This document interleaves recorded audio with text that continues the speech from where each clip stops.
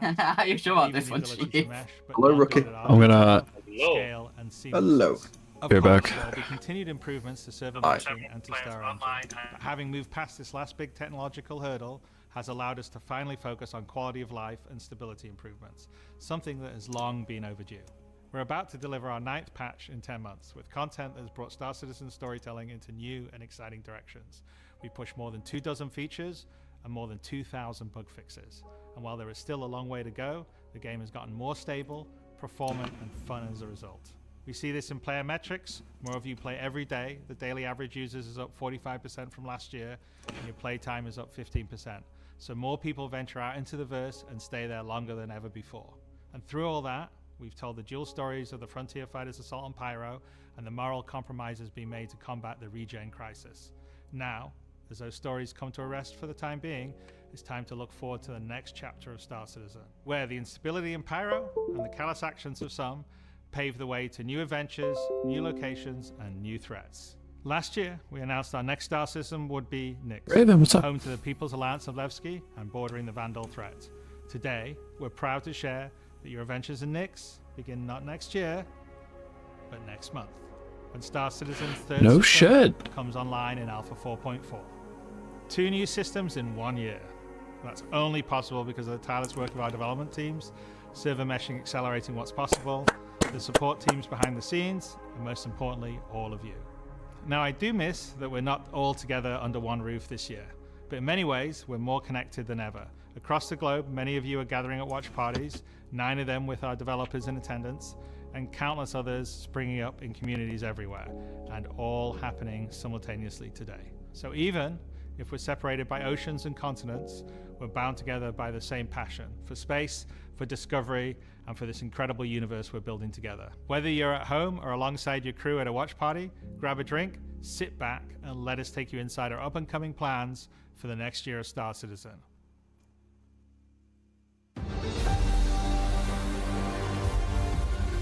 Yeah, what do we got?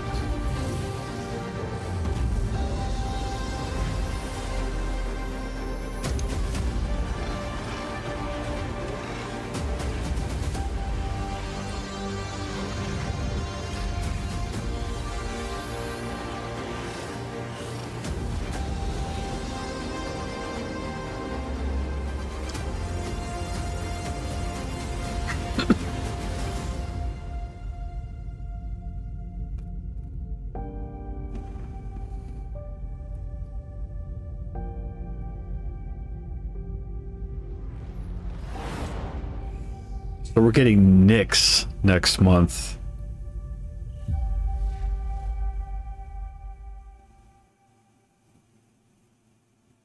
With the foundational technology now in place, the content development of the game is no longer restricted, allowing us to forge ahead with building out our What's up, first Malice? 5-star systems.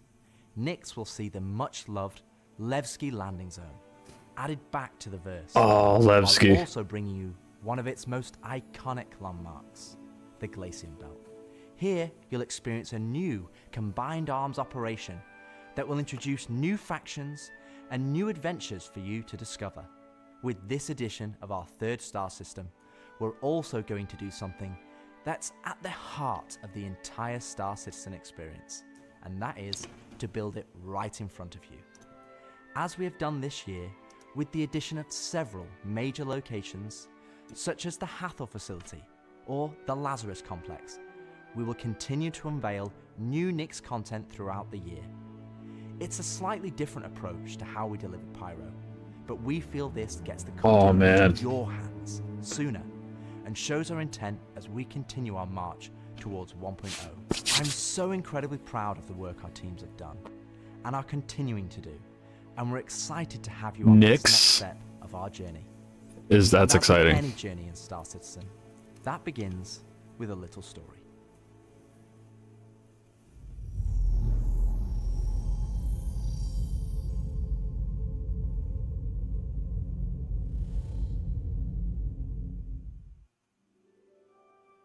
In 2025, we introduced 2 major storylines spanning multiple patches, creating a living backbone for adventure across the universe. The first was Pyro Must Burn. It connected Stanton to Pyro and introduced the Frontier Fighters, who are relentless, brutal, and determined to wipe out any threats that cross them. And with this month's release, you'll now take part in the conclusion to that storyline. The second was Science Run, with the Regen Crisis throwing the Empire into chaos, and you all jumping in to help the various corporations respond.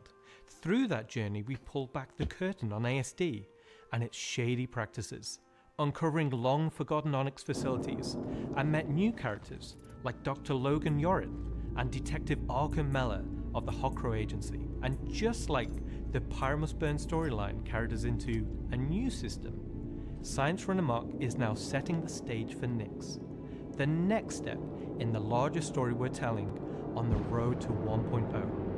As this new chapter of Star Citizen begins, let's hear from just a few of the team members working to bring this next era of our universe to life.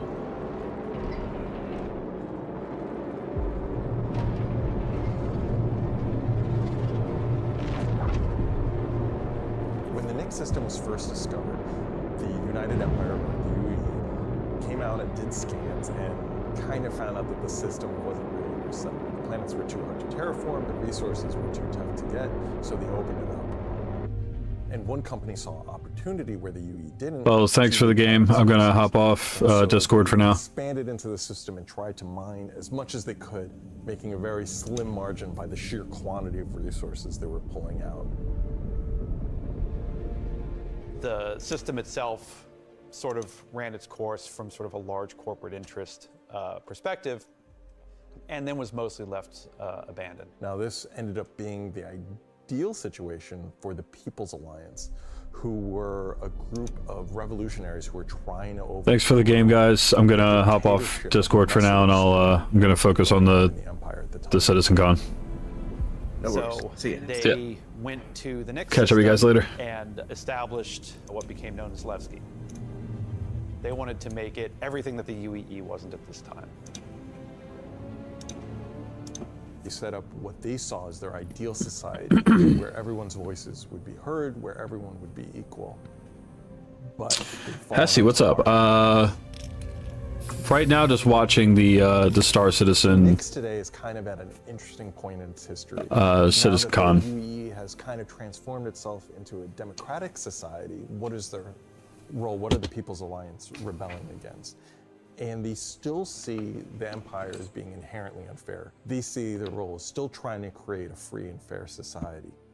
But on the other hand, they have more problems than ever. And there's new threats lurking around every corner. And they have to ask, are they prepared to handle that? Or do they need to turn to the UE for help?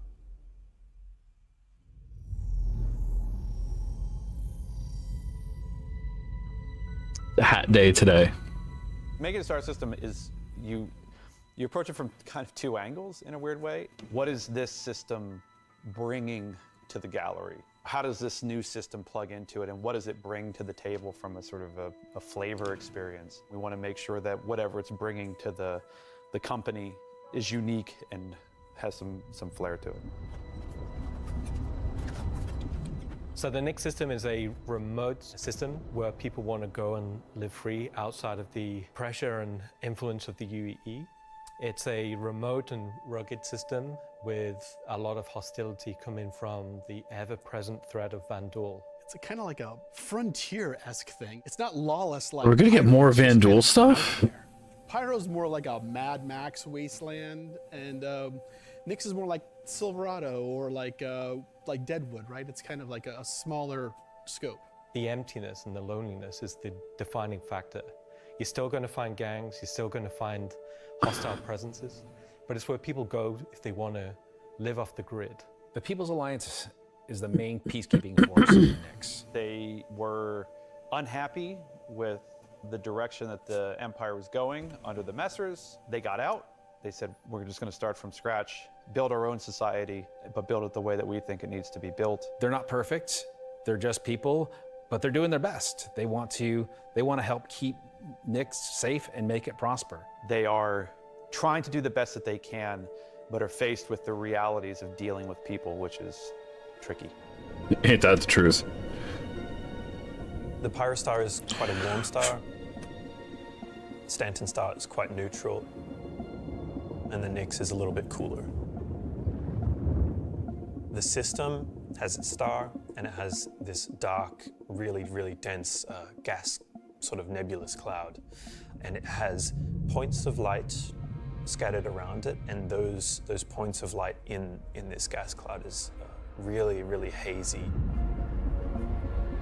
So you're gonna need a good video card to be in the Nix system. It was important that we have a gap in the Nix gas cloud where you could sort of just, in between the clouds, see a piece of the Vandal space. It feels so close that it's even like protruding some red light.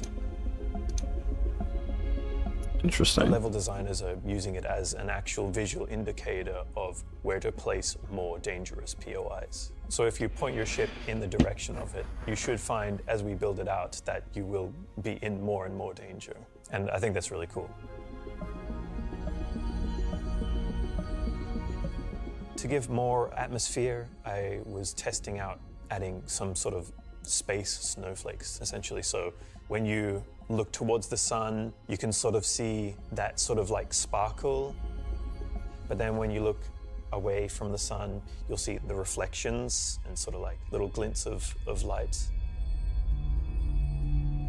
The why not helmet in the second life suit. In Nix, we'll have 2 on this release. We'll have one from Pyro to Nix and one from Stanton to Nix. It should be going from Nix to Castra, but we're essentially bypassing Castra temporarily. Hey, we want to make sure you can get there any way you want. Glacian Belt is a huge asteroid belt that is in sort of the middle. That explains the space rain last night. Glacian Belt is a combination of a bunch of technologies that we already had. The asteroid fields we use for planetary rings and the gas clouds, and it's combining them to make something completely new that we've just not seen before. It's full of resources that are still left unharvested because it's kind of a tricky spot for mining. It's not the easiest place to go, but that means that there's still a lot of opportunity for independent miners to go out there. So the rocks in Nix are a bit more sharp, like sorts of like icy look, rocky, cliff-like, very different from those in the Pyro and the Stanton. One of the big differences too is all of that extra added movement that just adds a little bit of extra flair. It's also a good hiding spot for people who are trying to elude capture, maybe set up ambushes, that type of stuff. always feel way more interesting flying in those spaces than just, you know, through empty void. And as we build out the Glacium Belt over the next year, lots of places to put new content.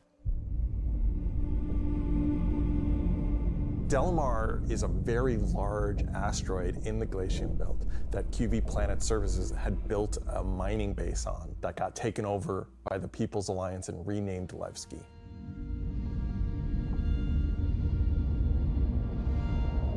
Levski is our first and biggest social outpost for Nyx. It's kind of like the place where you stop before you do your panning. So it's kind of a San Francisco before you go out to the gold rush. It's going to be the central hub for trade and hauling and all of the commerce within Nyx and also from Nyx to other systems. But it does have a seedy underlayer to it. Over the years, you're sort of improving the generation method of those asteroids to culminate towards this specific point to make large, explorable location. When you fly towards the Levski, you see this huge gas ring around it, scattered small, mid-sized pieces of the asteroids.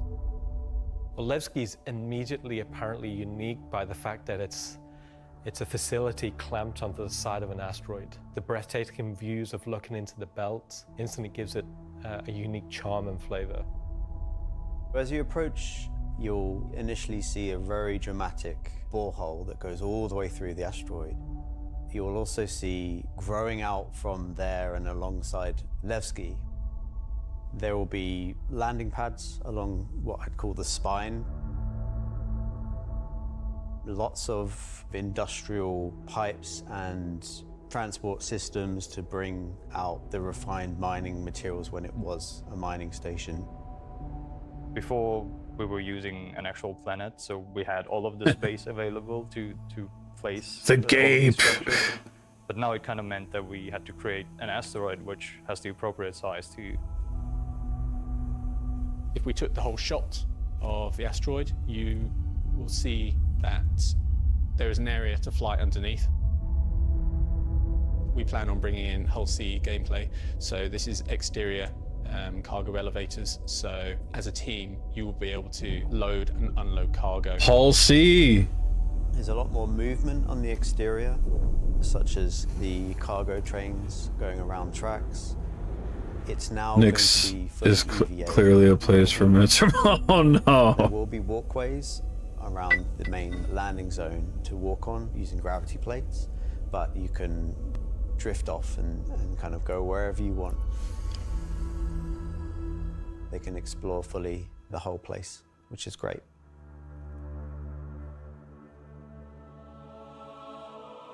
Unlike the majority of anarchists living in Pyro, there are people here in Nyx that care. It's not a downtrodden or derelict, dilapidated location. It has a sense of order. But only where the People's Alliance has people living. But we've had Levski before, and we've updated it quite substantially to be more in line with the newer features that have been put in since, but also visually, and there's been a lot of quality of life fixes that we've wanted to add and bring up to like a good standard for a landing zone. Gracing the main lobby of Levski is a large statue of Anthony Tanaka, who was a child worker. And was being worked to death, all of them were. And Anthony Tanaka just had a break and just said no, and stood up against the foremen, the supervisors, the managers, the guards, and was killed for it. And so he became a sort of a figurehead. And kind of was one of the linchpin moments in seeing the fall of the Messer regime.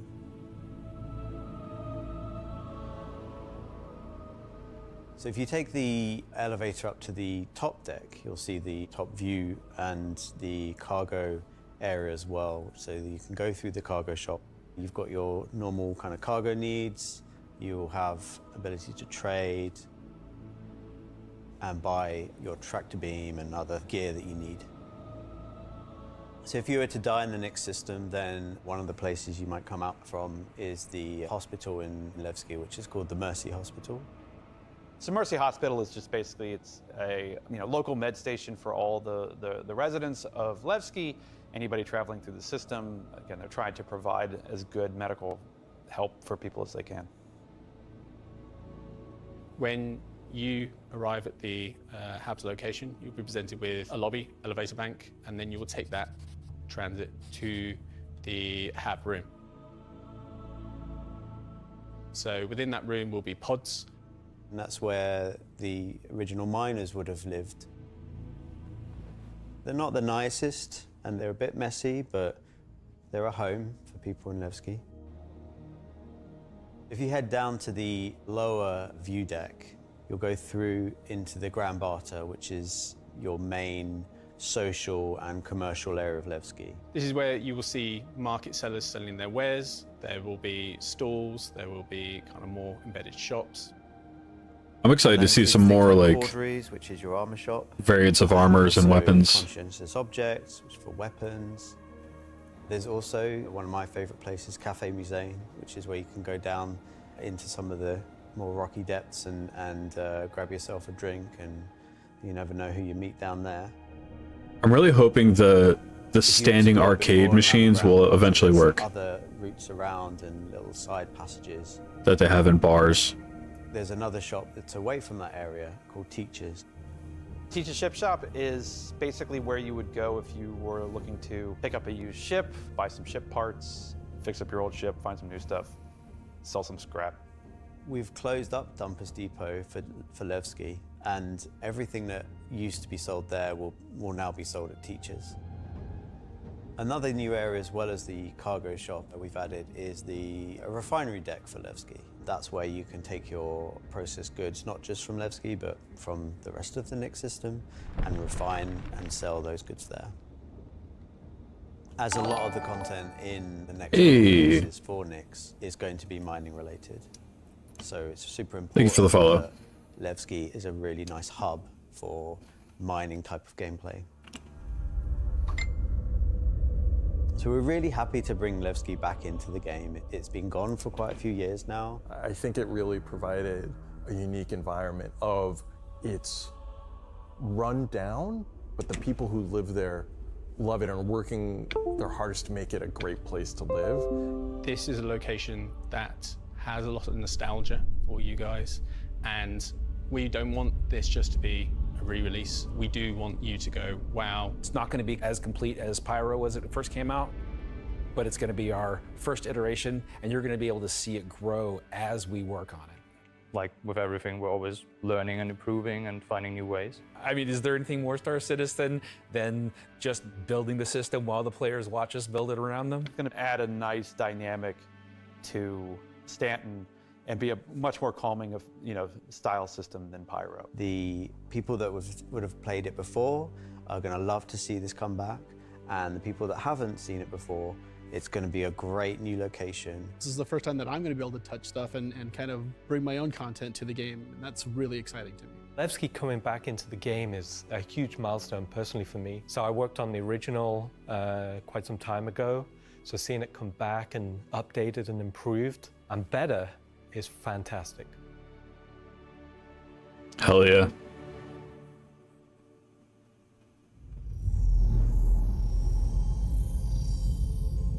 Something wicked this way comes. Vandal. So we've talked about Levski, we've talked about the Glacian Belt, but you're probably asking yourself, what's the new gameplay activity we're going to be doing? So let's find out. Welcome to Nix is your first experience in a new space station in a new solar system. It's a mystery to be solved. There's things for the player to explore and look into. There's going to be some twists and turns, of course, some combat, and if you're lucky enough to survive, maybe some good rewards. This is basically a Love to hear it. continuation of kind of our ASD storyline. So in the closing out what we had called our Science Run Amok storyline, we had revealed that ASD had been procuring sort of very black market illegal stuff in order to conduct their experiments. So this mission is basically going to be Continuing on that trail. So the Navy has learned that illegal tech is being sold in the UAE, and they're hiring Intersect to investigate. Intersect Defense Solutions is the leading military defense contractor in the UAE. So the Navy contracts with them a lot for doing various kind of military operations that they don't want to handle themselves. We didn't want players to be working directly for the Navy. The Navy just doesn't call up random citizens and ask like, hey, if you're free, can you fly a helicopter? I guess as a player, when you can think about like, oh, where am I gonna be doing missions that are capital ship battles or large fleet scale stuff or military operations, that's all gonna come from Intersect Defense Solutions. Intersect have discovered the source of the illegal Can we tech get, is in like the when we NICS hit system, F4, can we an get old like a abandoned gun cam? Services logistics station that's come back online. You can make some pretty cool shots with that. Figure out what's going on. So when you come out of Quantum and you start your approach vector to the objective, you'll be weaving through asteroids, going through the Glacian belt, and slowly the station will reveal itself. Now this is an old QV logistics station. It's pretty beat up, it's pretty derelict, but there's some points of interest that you'll spot as you go through. So the station itself shares design cues from old Pan Am stations found in Pyro. This architectural design found its way over to the NICS system as the system was being established. But you'll also see some additional design cues that QV planetary services were adding, so it's a nice transition architectural point. It's fairly skeletal in design. You'll see logistics yards and cargo yards, but also facilities pinned inside the asteroid, creating this network of facilities. You'll notice there's a Polaris near the main hub. It's not a normal Polaris. It's damaged, it's broken. It's not a standard corporate Polaris. So at this point, you should be asking yourself, who does this belong to? Away from the Polaris, you'll see struts leading to asteroid bases. Now these asteroid bases are locked, so you don't know exactly what's inside just yet. But all of this comes together to form the playground for the mission to take place. So not only is this facility unabandoned, but it's also under attack from a surprising but familiar foe.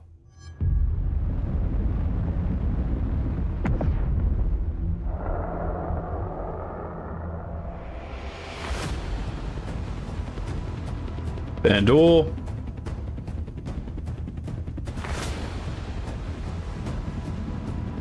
Is that the blade or the glade?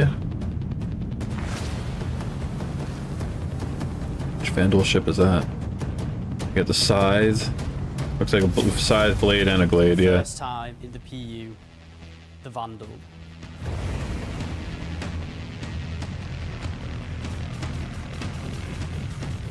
So the Vandal are a nomadic, very, very, very violent spacefaring race. They've been striking out against outposts and such in the NICS system. They don't really know what they want, don't know why they're doing it, but it seems like whoever's running the station is really pissed them off. Vandal raiding parties have been arriving in the system, and they're unaffiliated to any clan. There's small groups coming in and picking at them. But as time goes on, those raids are getting bigger and more frequent. There'll be the scythes that you're Blaze. I'm not sure I'm familiar with that one. Blaze and blades that we all know and hate. And a new craft for the PU, the Vandal Stinger. Ah. You will be contacted by some civilians on arrival asking you for help. So at this point, you have a choice. You made it up. Bug out, mission over, Fair. or join the fight. This will be the first time since the PU launch that you'll be able to fight against Vandal aggressor ships. This fight will be intense. The player should be able to deal with them, but they will have to be prepared and they'll have to come back in to fight off this initial wave, and that won't be the end of it. After you fight off the Vandal ships, the mysterious inhabitants of the station invite you to come on board. Which Intersect sort of will encourage you to do because it'll help further their investigation against what's happening here, why these QV stations have come back online. You dock your ship, you board the station, and it turns out the inhabitants here have a real surprise for you. The player will be immediately ambushed. These guys are not your friends. Of course, it's not going to be easy because the people that are inhabiting the station are going to fight you every step of the way. The fight will be challenging, but this definitely will be the warm-up phase of this mission. This will be the players getting a sense of what exactly is going on there, who these new people are. They'll be in unfamiliar armor. They'll be wielding unfamiliar weapons. And we want you to get a sense that you are in a new place, in a new territory, fighting a new faction. So after you survive this initial ambush, you get back in touch with Intersec, and obviously the question is, who are these people? Why are they attacking? Why are the Vandal attacking them? At this point, there's more going on here than anyone thought. The directive from Intersect is to explore the station and collect as much information as you possibly can. Along the way, you're going to get to explore some new areas. It's not just the space station. There's the disabled capital ship. There's asteroid bases nearby with obvious installations there, other forces that the Vandal have been attacking. There's a debris field. Explore the locations in any order you want and try to find out who these people are and why the Vandal are after them. You'll find new clues. You'll find ways to solve the puzzle of what's going on at the space station and find out what kind of loot they have for you now that you've beat them. And of course, this is a legally open station, so anything you find is yours to keep and sell, maybe even give to Wicklow. This isn't just a one-time event. This is a permanent sort of mission that we're going to be adding to the game. Nice. You can go back and repeat this mission and find ways to do it even better, even faster. There'll be a different Or look, story, grinding it different right. flavor. Obviously, we can't have the same thing happen every time. There'll be other missions that Intersec will offer to you based on the evidence that you found. Now you know the real story, and you can start digging and giving more information to Intersec along the way.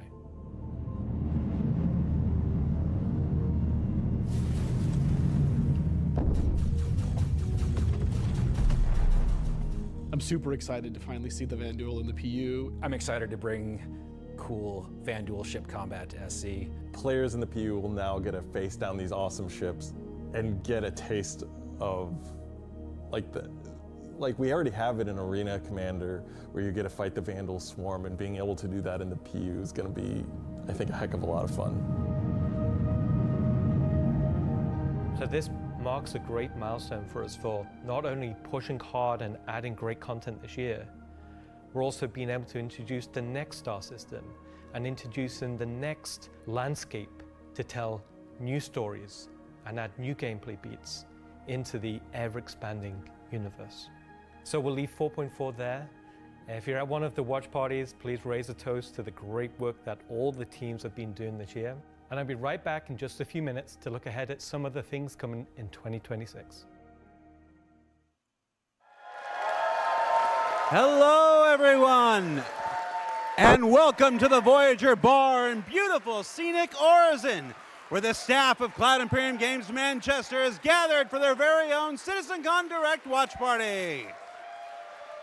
As the dozens of such events happening at locations around the world, we've gathered today to watch this sneak peek at just a little of what the next year of Star Citizen has in store for everyone. Oh, that was really good, everybody. I'm Jared Huckabee, your host for the festivities and for the show today, and let me tell you, it's not a joke, it's not a gag. Next week, we're hitting our 9th patch in 10 months, and then in November, we're going to finish out the year strong with the long-awaited arrival of the Nix system. And in case you missed it because you were chatting with friends, hi.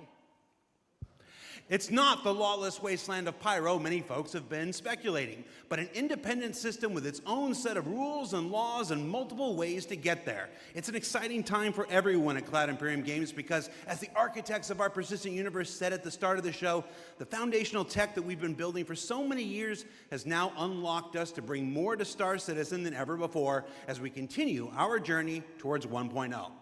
Now, before we continue with the show, let's get a few housekeeping tasks out of the way. First, we're simulcast on YouTube and Twitch. So if you want the keen communities of Twitch or the 4K ultra high resolution of YouTube, you have your choice.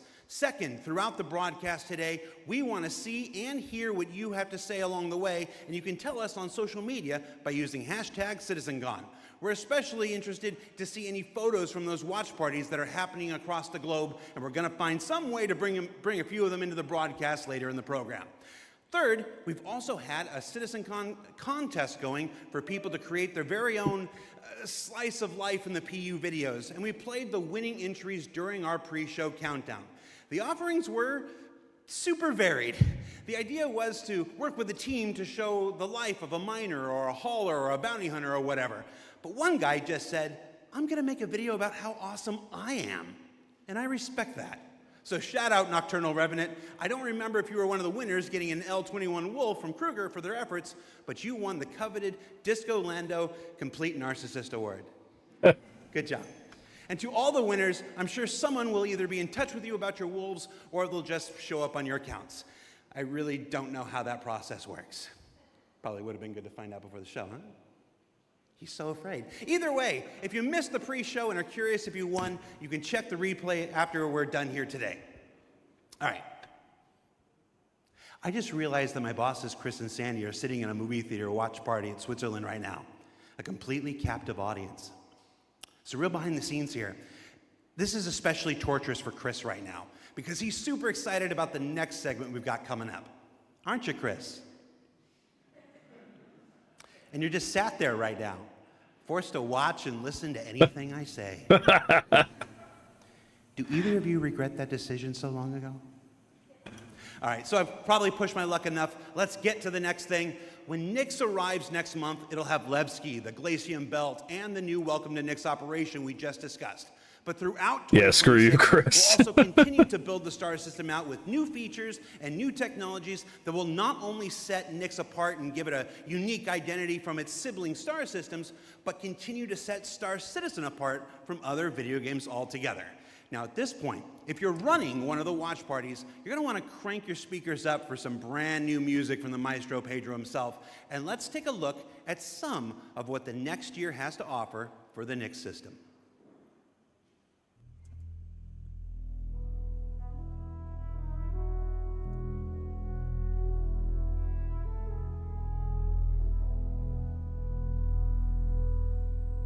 At Cloud Imperium Games, we believe art inspires the best technology, and through the development of that technology, it pushes us to create even better art. When Genesis comes to the persistent universe starting next year, it will change how you experience every world, and not just in the building of the new planets for the Nyx system. We will also go back through Stanton and Pyro and reimagine them through the lens of our technology. Previously, and more traditionally, we'd create slices of biomes, like deserts or forests. This approach moved us forwards and got us this far, but solving the scale was always tricky. And for Star Citizen, we like to do scale on another level. Issues like seeing tiling from our height maps from high altitude, or the unpredictable blending when two biomes connected, were common. But ultimately, things just never felt right. Our worlds were gorgeous, but to us, they still sometimes felt like interpretations. Now this was a super hard problem, which we needed to solve at the scale for Star Citizen requires.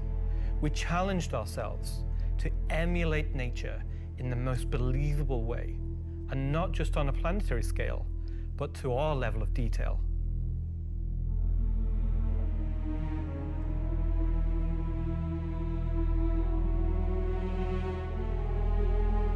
With Genesis, we've made a complete paradigm shift to how we do things. Biomes are now created based on the physical data sets, with the assets being spawned whenever and wherever the correct criteria is found. So when you see a forest or a meadow, it's no longer because an artist painstakingly crafted it there. It's now because it simply wants to be there. It fits inside our rules. Genesis also ties into our other gameplay systems. Our new planets are built from the information we create for our different datasets. like height maps, humidity, temperature, soil types, soil amounts, geology erosion data, to name but a few. This means you can now The forests tell have where to gained find sentience, valuable time to minerals burn. as the geology looks like it would be suitable for it. Where scree piles exist below sheer cliff faces, and where rocks have broken off over time due to erosion. Of course, these new tools still give us the ability to direct the look and feel we want. The attention to detail from the tallest mountain to the smallest flower is still our core DNA. With Genesis, we can now keep that detail-orientated mindset as we focus on the quality, and it provides the quantity. Genesis provides our planets with the ultimate sense of exploration and adventure, discovery in the purest emotional form. We want you to find that perfect place, with the planets providing an abundant resource to harvest. This is a major part of what exploration is for us. We want that feeling of finding a corner of the universe that you'll fall in love with, and where you want to settle down and build your home. Now I'm going to hand you Ooh, I over like to Will this. to go deeper into what we have built that allows Genesis to realize our vision. As a reminder, some of the visuals you'll see will evolve and change as we continue our technological development and hone in on the final look. This looks good.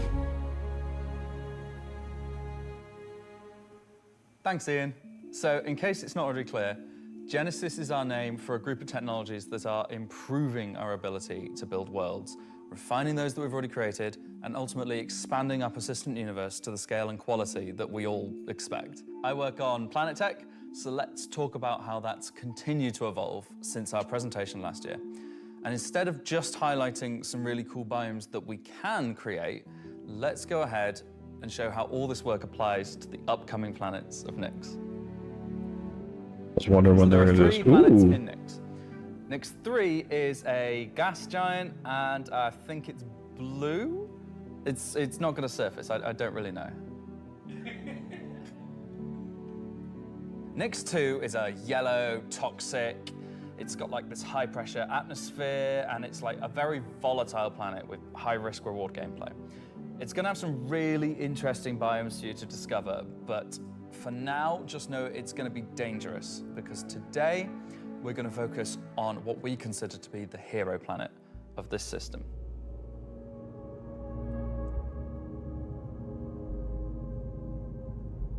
Nyx 1 has got a rugged, remote beauty. It's got a diverse set of biomes, from weathered rocky mountain ranges to vast sweeping forests and grasslands, and from damp, expansive wetlands to claustrophobic, festering swamps. These core biome concepts give us a fantastic platform to hone our technology, in some cases because the current tech couldn't do them at all, or because we want to completely step up our game for them. So, let's approach this planet in much the same way that you, the player, will, from orbit. I love it so much, breaking the orbit atmosphere. appearance of the planets going forward is far more tied to what is present on the surface. Previously, we had different data that drove the orbital and ground coloring. That's because the orbit was designed to look like vegetation that we'd place on the surface, and the ground coloring was trying to be a mix of soil, rock, and the organic compound coloring that forms the kind of colors there. Now we author much more of the data in a unified way. When you look at Earth, you see blues and greens for ocean and vegetation, and brown or yellowy tones for sand and soil. We wanted to keep it as simple as that. The same set of textures and data that define the color of the soil, sand, and rock on the ground are used to create the orbital look. We then assess the presence of vegetation and competition between different species on each part of the planet, and use that to blend in tones of green, including variations due to species health and the current season. This creates a far more complete image and allows you to identify features, geologies, and potential points of interest all the way from space. Nice. Let's go down to the surface and start with something closer to what you're used to, but in a whole new light.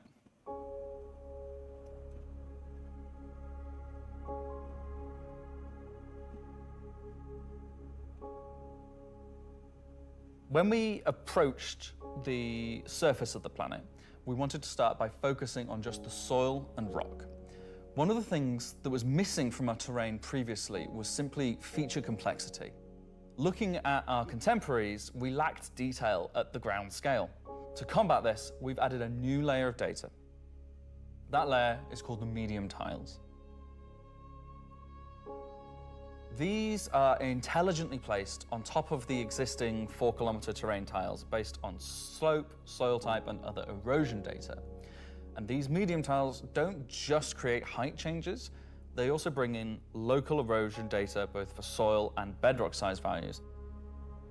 And this gives us a whole new level of terrain detail, of scale, and allows us to create far more unique locations across the planet. So now that we've nailed the surface, let's have a look at adding some rocks. We've now got 2 major contributors to the rock content of our planets. Firstly, long desired feature, cliffs. We are adding large scale, very detailed to all our cliffs based on the geology at a given location. This adds an exciting new dimension to steep slopes that we simply couldn't get before.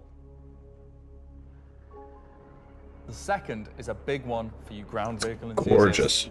Rocks are now found not scattered everywhere, like spilt popcorn at the cinema, but only in places you'd expect to find them, thanks to a brand new rock scattering algorithm that isn't annoying as hell.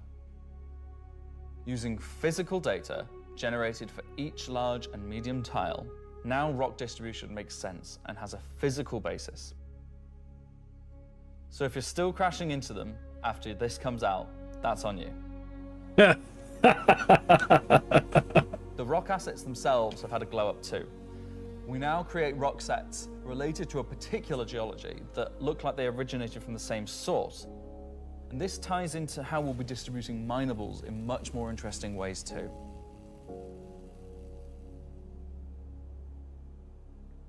So now that our base terrain and rock scattering looks good, let's add some vegetations and explore some additional biomes.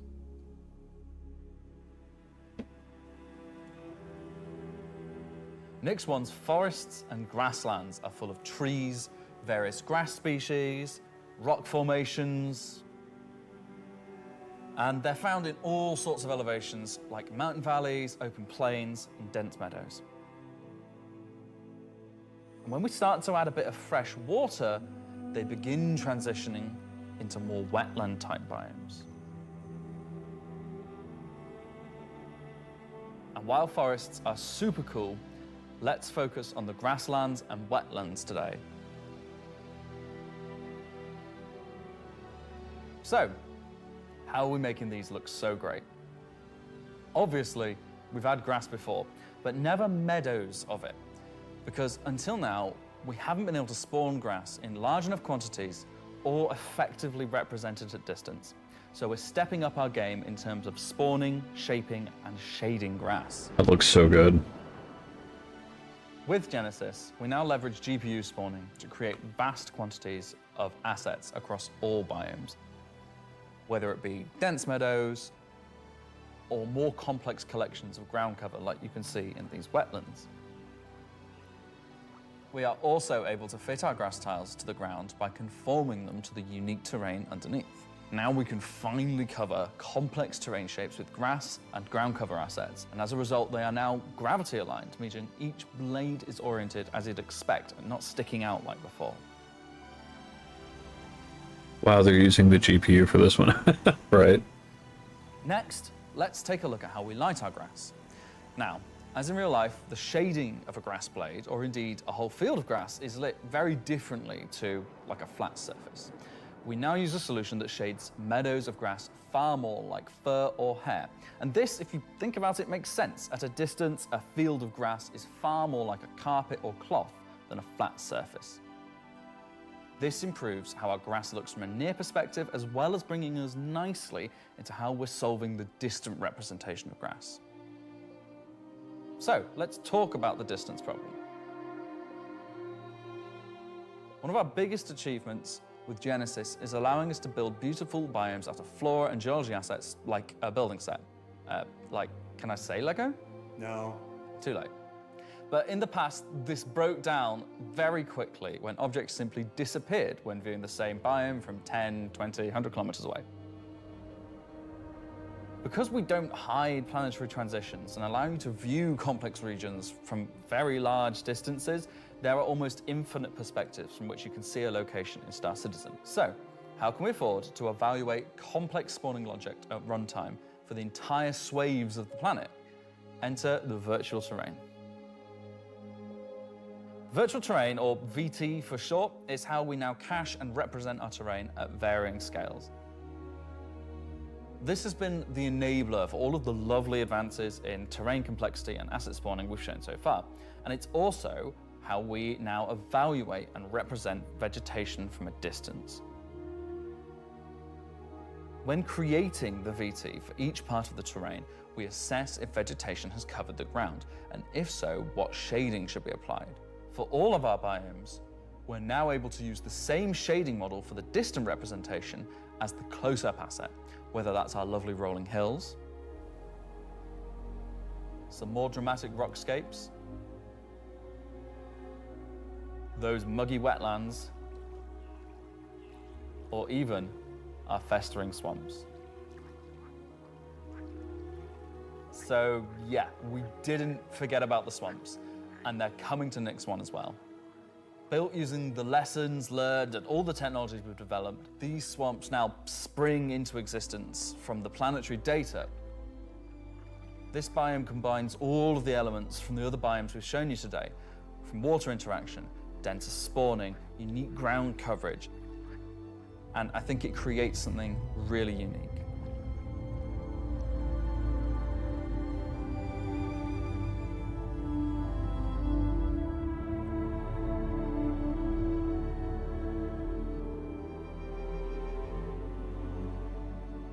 Anyway, that's our update on the Planet Tech portion of Genesis and how we're using it right now to sculpt the identity of Nyx 1. And I hope you're as excited as we are to explore this and everything we haven't shared yet next year. As you can see, Genesis is now inspiring everyone here to create planets of the quality and believability we've always strived for. A meeting of technology and art that I truly believe will set our worlds apart from anything we've done before. And with that said, let's move on to a little travel between systems, literally. I'll see.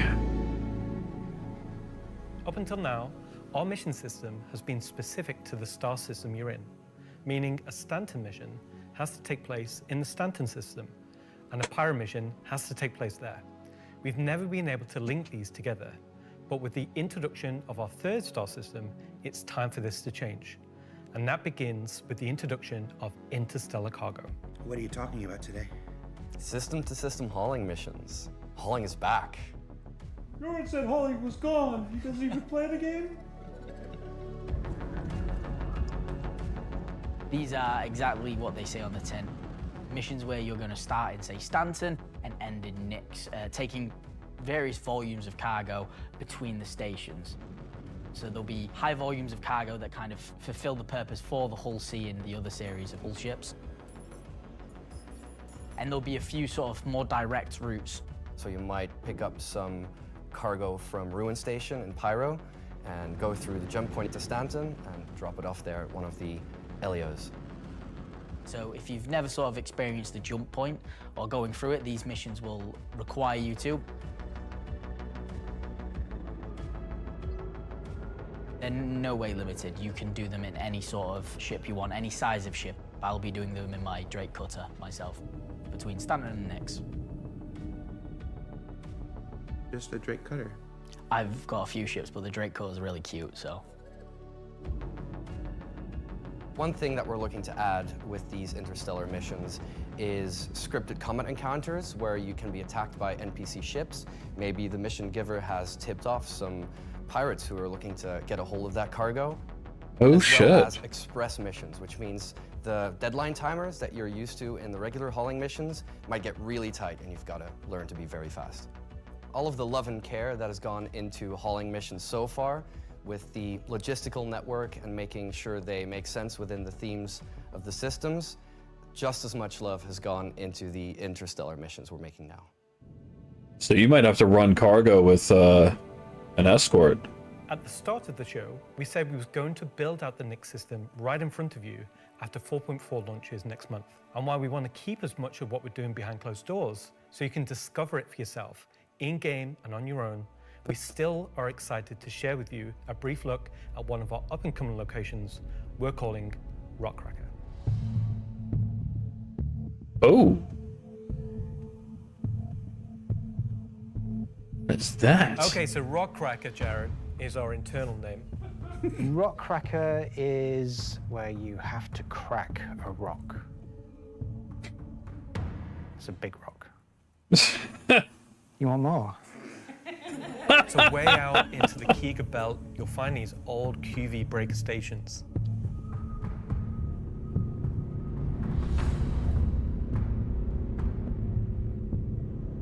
These were originally industrial facilities breaking apart large asteroids and mining them down. Yeah. But since they've been mothballed and been left abandoned.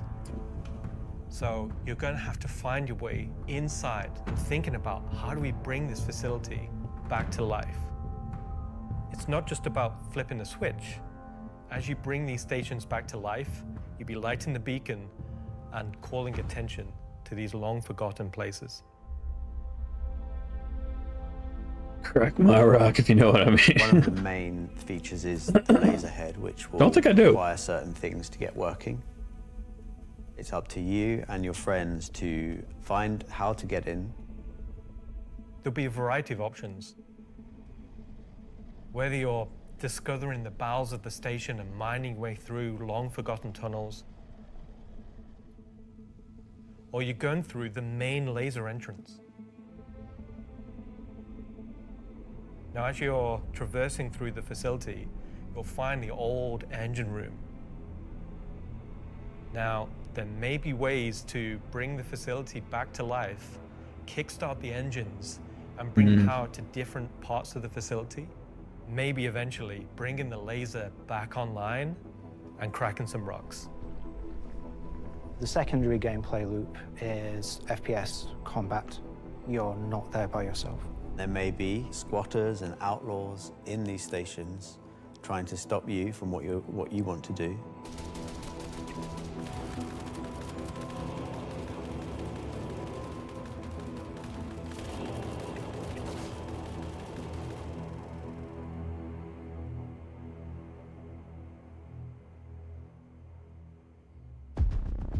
I'm assuming that those giant asteroids will have some very So you found these old facilities, you've brought them back to life. rare minerals or something that you can mine. Systematically brought power to various functions of the facility.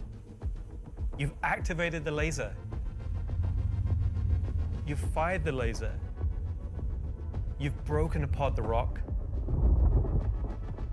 And then you'll be able to fly your ship inside and see what's there. Wow. So you fly a ship into an asteroid. Yeah. You just get into your ship and fly in and start searching around and trying to find the pieces that you want to mine. Cool. I was just thinking about that too. How Really like, you can excited go in about there, Rockcracker because it's a sandbox activity. mine certain minerals, Go to these and sell them, use them for base building maybe. This is for players Get 'em for who Wicklow. enjoy mining, who enjoy exploration, investigation, and don't mind a little bit of FPS content while they're there. Death Star called it. You did mention that last Very night new too. experience compared to any other asteroids, because this one, kind of like Alan and mine, will crack open and show its secret. And one presumes you can make a decent amount of scratch on an asteroid that's big enough you fly your spaceship into it. It wouldn't be worth doing if you couldn't make a good amount of coin. Yeah. Making promises for the econ team. Yeah. They've got to balance it. It's for people who want a lot of minerals. when crafting comes in, when all the other mechanics and features that we want in the game for 1.0 come in, it will be a place where like an organization or a group of like 5-6 people could come and just get a monumental amount of minerals. So that's a look at some of what's coming over the next 12 months.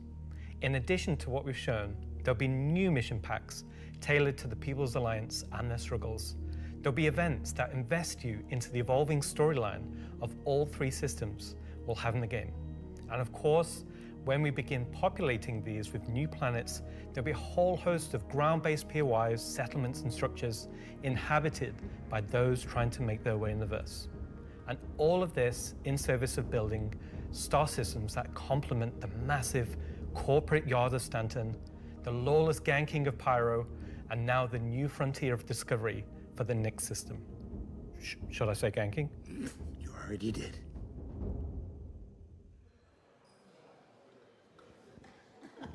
Good job, everyone. So yeah, a whole lot to take in there. Interstellar hauling is the beginning of a massive expansion to the mission system that'll let us connect these 3-star systems like never before. What else we got? Rockcracker. Rockcracker is just one of the next operations that'll be coming to the Nyx system in the first half of next year, where you're gonna fly into an asteroid and do that thing that miners love more than anything else. Complain about PvPers getting in their way. No, I'm being told it's mining. It's mining.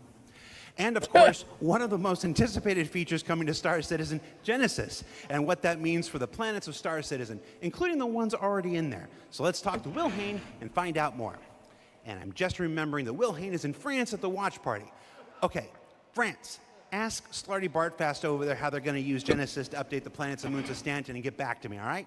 And see if we can get some fjords. What else we got? The CitizenCon Digital Goodies Pack. That's a hard thing to say. That went up for sale a couple weeks ago and has a whole bunch of mysterious items in it, and that's where I can tell you now that almost all of them are tied to the Nyx system in one way or another. So let's find out what's actually in there. Oh, here we go. Flight suit and helmet, 2 armor sets from that mysterious faction causing a ruckus with the Van Duel, and an Intersect BDU sweater and outfit, a couple of crazy weapons that I'm certain we're going to learn about in just a few minutes, some slick Levski swag, and finally, to celebrate the long-awaited edition of the Van Duel, A Van Duel stuffy. cool Van Duel knife and adorable plushie, which I swear to love and squeeze and cherish forever. There you go, Raven. It's a pretty solid haul for this year's Digital Goodies Pack, which you can still An pick up alien right monster now on the plushie. RSI store. So now let's go ahead and transition into our next segment. Much of what you see in the show today has been the culmination of a lot of people's work in... What's up? All right, I had a dream about like this once. Yeah. Okay, so against everyone's better judgment, the thing has finally happened. Can I help you? How do you think the show's going? Good. We're getting the Nyx star system and the Van Duel are coming. Kind of been a lot of Nyx, right? Well, yeah, but it's a major milestone and it deserves a major showcase celebrating everybody's hard work. And you got more, right? Well, yeah, there's spaceships coming up. Cool.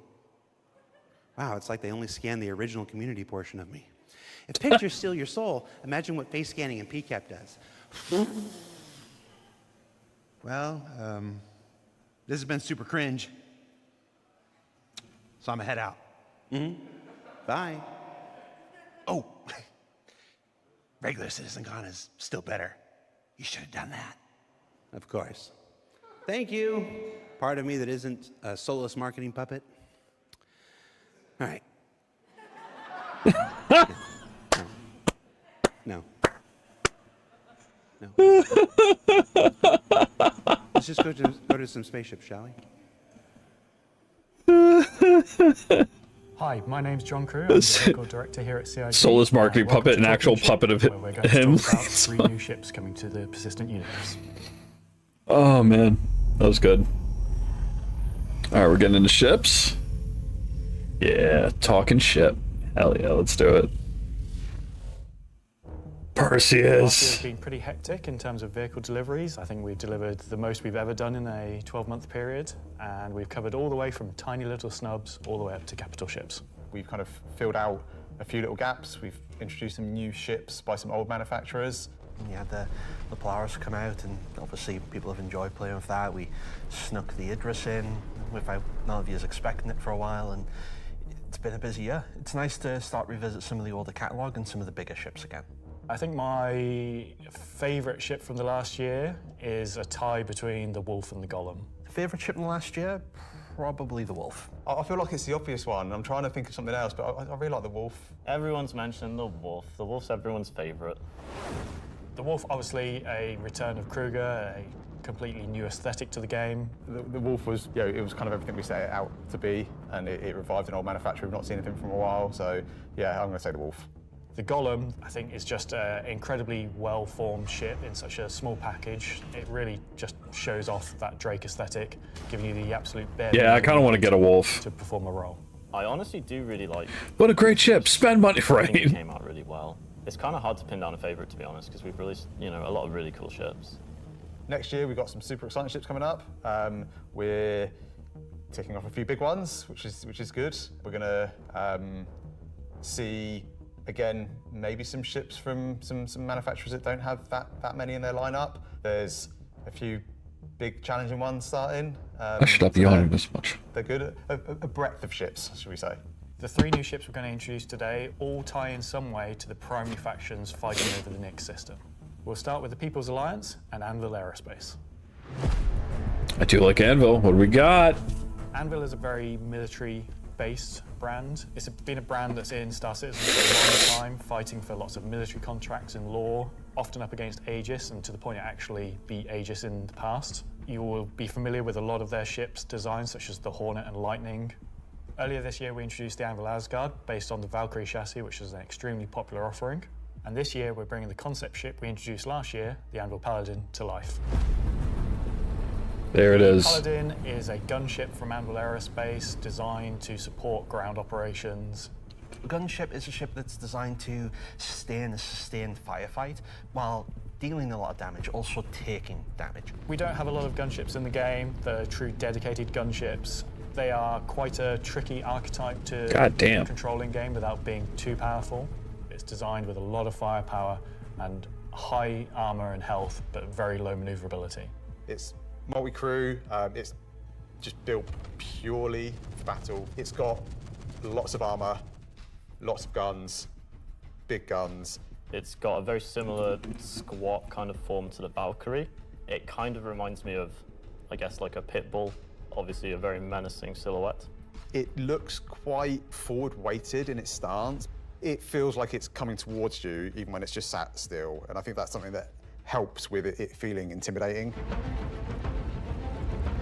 If we swing round, following the ship round clockwise, what you'll then see is the first of the side turrets.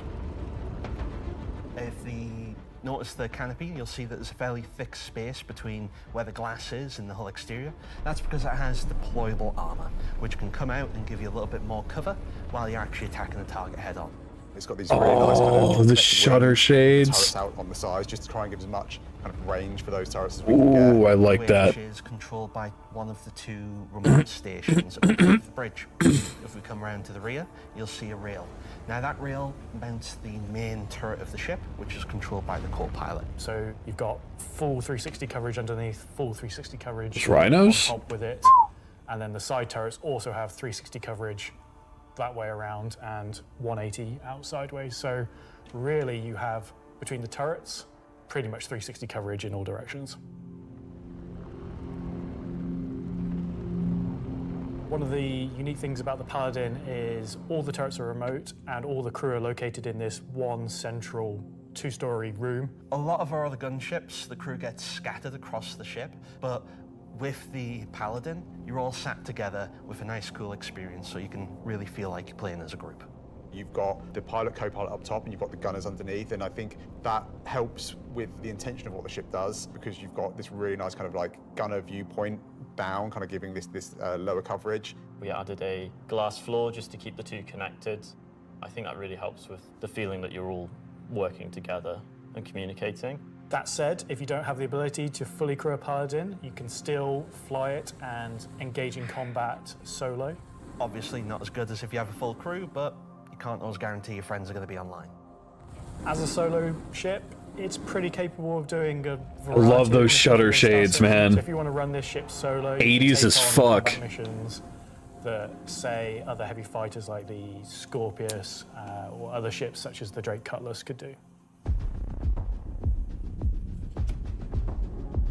Coming aboard the Paladin, you enter into this sort of armory, ready room area. You have a variety of suit lockers and weapon racks in this room. Everything's very militaristic, stripped back. When are suit lockers going to work? Functional space, but you'll find everything you need in there.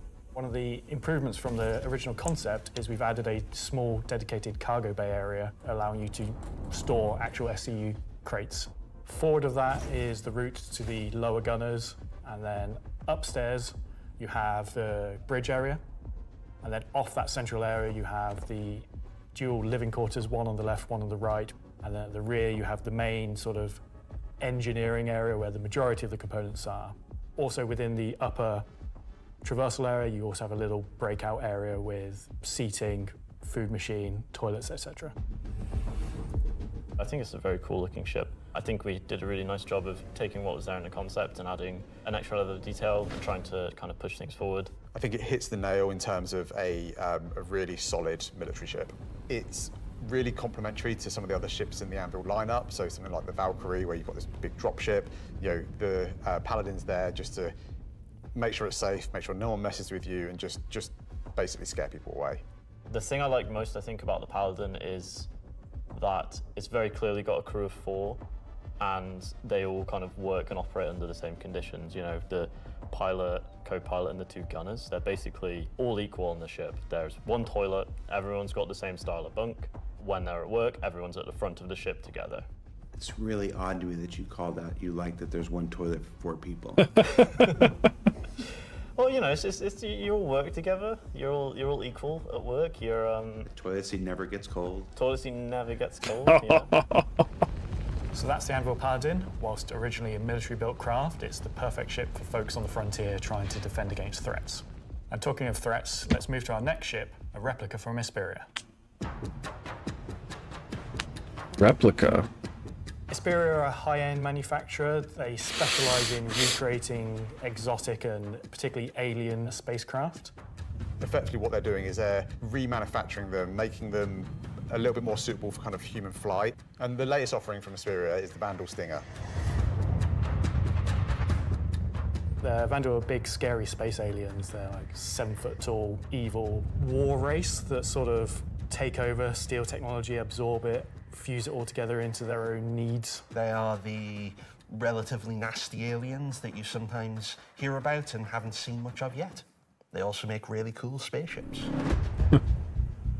The Stinger as a Vandal heavy fighter was reserved for their higher tier sort of ace pilots or high-ranking members within their clans.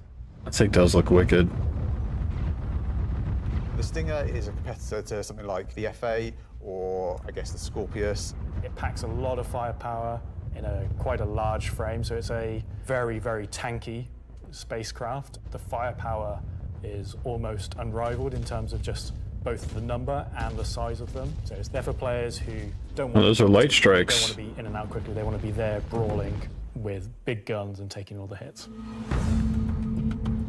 One thing Hesperia have done differently with the Stinger is they have done away with the majority of the bespoke weapons. They heard everyone's complaints about the glaive and blade and have stripped off the original Vandal weapons to allow customization for standard human weapons. With the exception of the single size 5 gun. Because it was too well integrated into the hull, even for Hesperia to remove.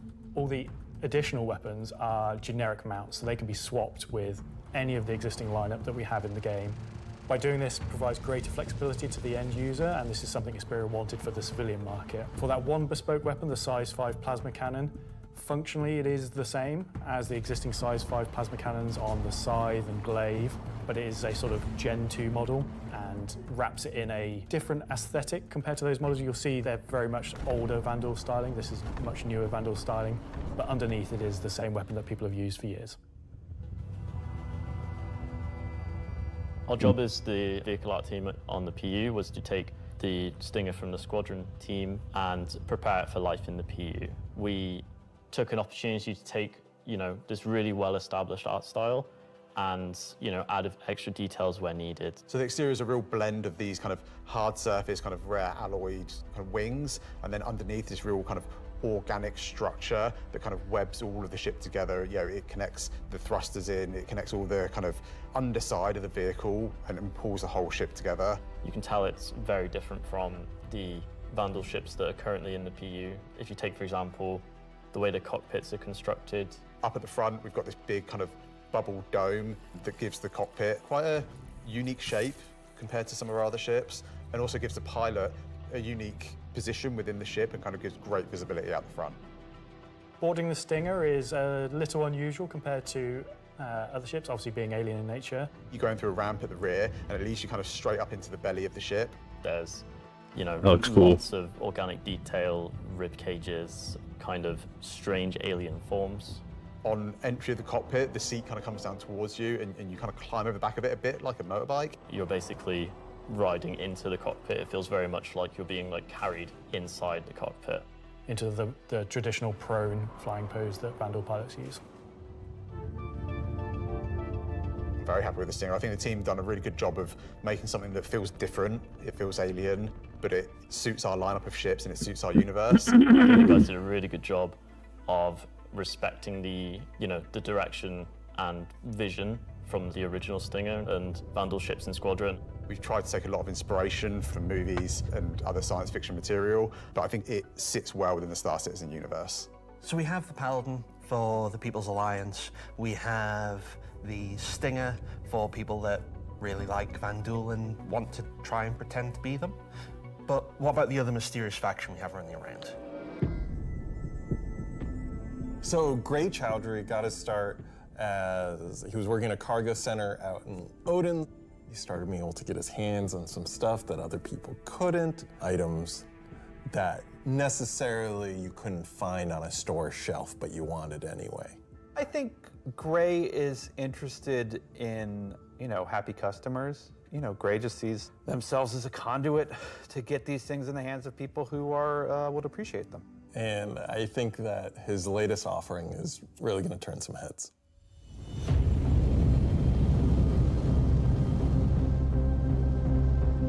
So the Shiv, well, we don't really know what it is, to be fair. It's what happens when someone who is a genius at aeronautics and ship assembly is given free rein to do whatever they want.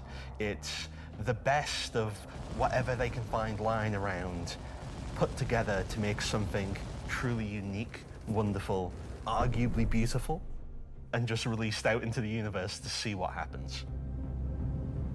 At first glance at the exterior of the Shiv, I think most people will probably recognize there is more than a fair proportion of a cutlass visible there, but it's had quite a few changes to it. As you look a little bit closer, you'll start to pick out elements from other ships. You've got, main thrusters that are from the Valkyrie. Even the bits that are obviously a cutlass have had panels welded on, panels removed. The top turret, which is now remote, is just this hodgepodge amalgamation with multiple other ships' turrets. And then the changes continue onto the inside where, again, it sort of feels cutlass-like, but then you'll find there's bits of Crusader ships just integrated into the wall instead of what was there originally. It has lost its side entrance, some of its cargo capacity, but what it's gained is it's gained visually more powerful thrusters. It's gained a really kind of nice set of belly thrusters. It's upped its firepower. As ever with the refined work from Gray's Market, you can see that great care was taken to the health and safety to ensure that there's no trip hazards anywhere. There's loose cables, panels are exposed. If you look carefully, you'll notice there are tools laying around in the cockpit. It's gained a toilet. It's a fucking bucket. Bucket. Yeah, it's one for doing stuff, and then you need a second one to wash your hands. It's not an animal. It has very much taken that ethos of Drake and moved it down a level, which I think is quite an achievement. Just look at this thing. How do you even begin to describe the madness that created this? It's the Shiv. I like it. This is something new and different for Star Citizen. Where did it come from? Can I answer that? Just nothing. Just no comment. Gray goes to places and talks to people. I mean, there are just many ways to find these things that You know, I mean, are they legitimate, you know, manufacturers? No. Are they operating on the right side of the law? Maybe not, but, you know, money's money. Does Gray have a motto, an ethos to live by? It probably comes down to, don't ask where I got it, don't ask how we got it. Don't worry about it, just ask if you want it.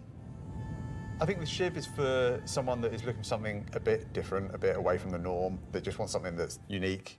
It's definitely for people who like a rustic aesthetic. It's a fun ship, but it's also really strong, to be honest, and it's absolutely a statement. I like it. I'm happy with the 3 ship offerings. They are obviously very combat heavy. There's something we wouldn't normally release all at once, but honestly, all of them are a different statement and they're all cool. As always, super excited to release these ships into the game and just see how players react and play with them. It's always fun to see the quirks and the shenanigans that people get up to with them. So that's Talking Ship for another year. So. Yeah, you gotta do the thing with Lexi. Talking weapons. So I've just been informed that we have to do a bit of a timeshare agreement this year, so we have to throw it over to Alexi for Talking Weapons, which is an extremely original name.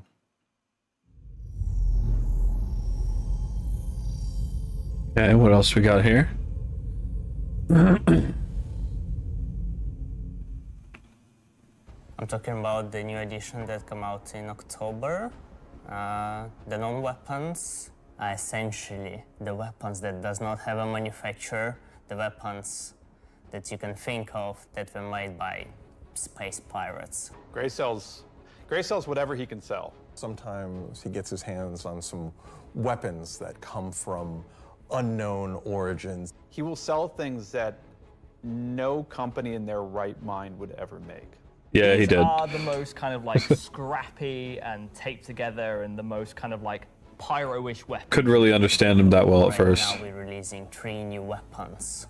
Rocket launcher, the LMG, and the long-awaited Space AK.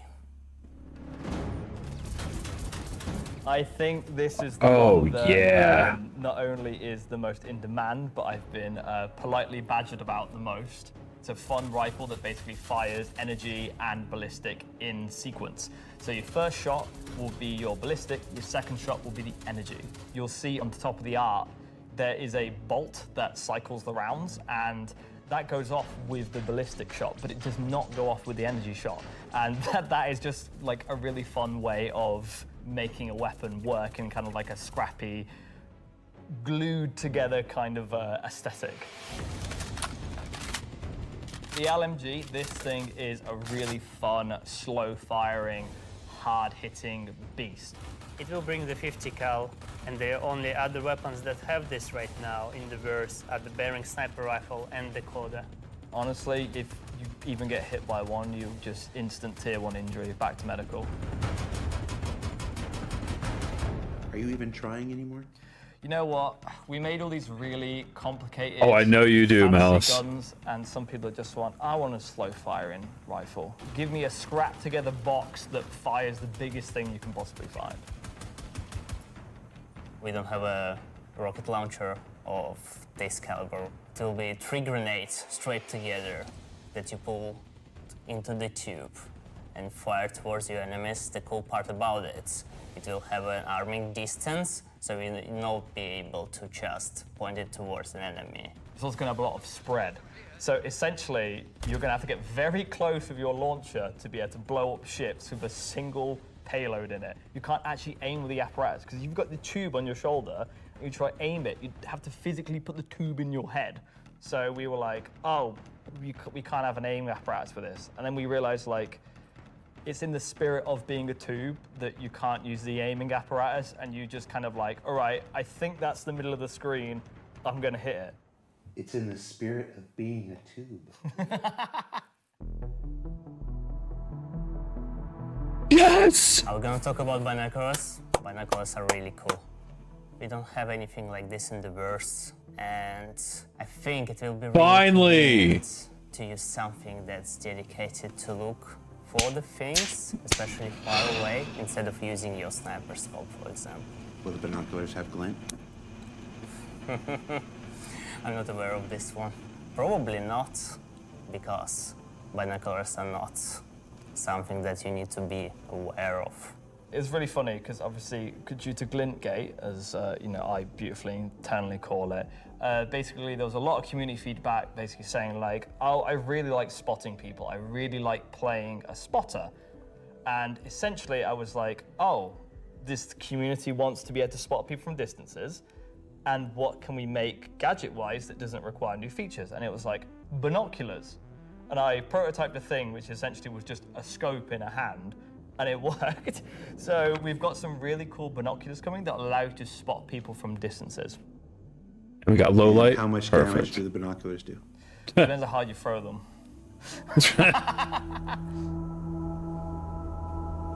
What are these? Oh, those are all the guns. Thanks, Alexei and Zach. That's Dude. the end of this segment for this year. So that's talking ship and weapons, unless anyone else is going to come and tell me something else. It's been an exciting year, and I think the next year of ships is going to be even more exciting and expansive than this year.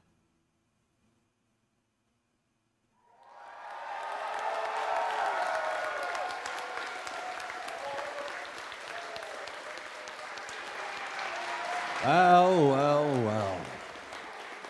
That is an eclectic bunch of combat ships for the verse, and they're all available right now up on the robertsspaceindustries.com store.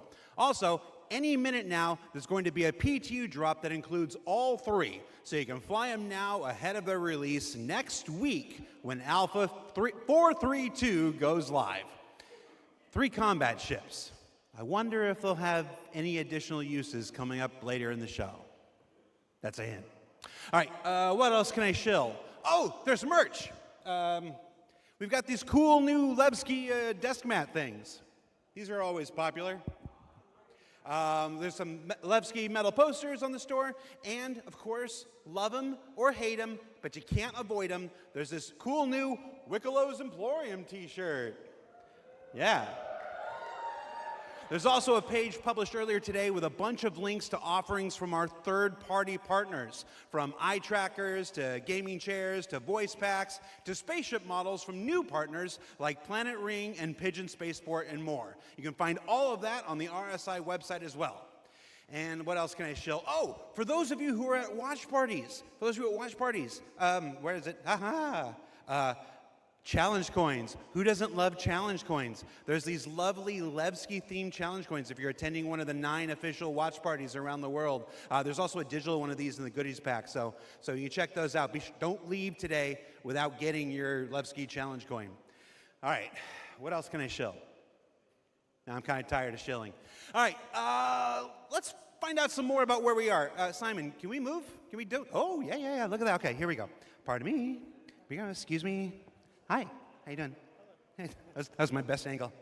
Hey, I gotta be careful. Last year I took 3 steps and tore a muscle. All right, so this is the 9th floor of CIG Manchester's Manchester office. That's yoo-hoo! This is the room where we have lunch every day, and if you get here early enough, croissants, if the weapons team hasn't stolen all of them. Over here, we got some cool mannequins representing different aspects of the game. You got the ever-present, Hurston security armor over here. That's really cool. You got your Dusters armor right here.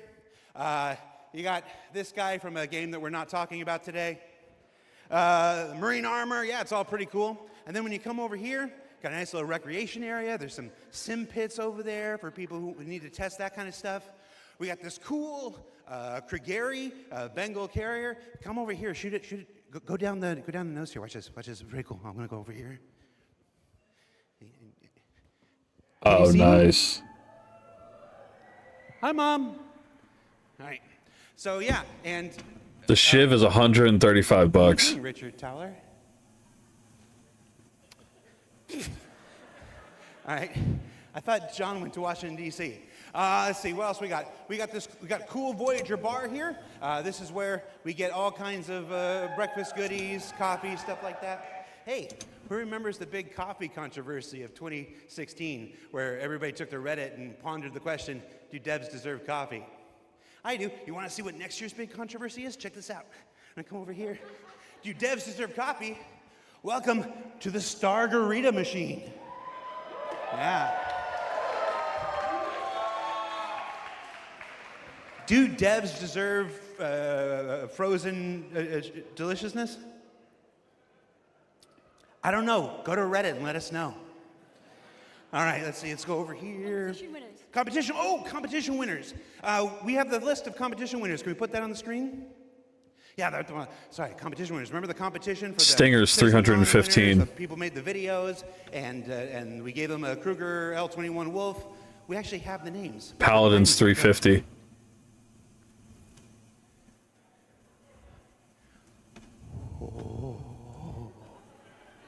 All right, that's cool. Also, everybody's got food. Do I have food here? Oh, somebody's supposed to save me pizza. All right, so we got. Oh, you guys saved me a lot of pizza. Let's see. There's like 3 different kinds of pizza here. What if we just combine them into like a challenger situation here?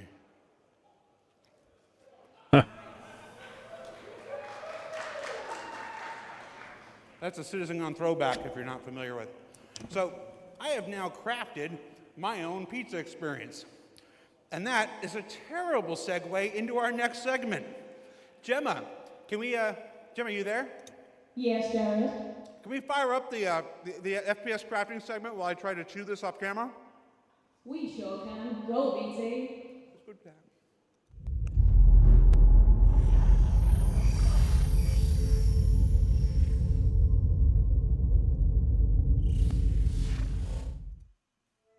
Star Citizen, at its heart, will always be an enormous sandbox experience where you can set out to tackle the universe in whatever ways you want.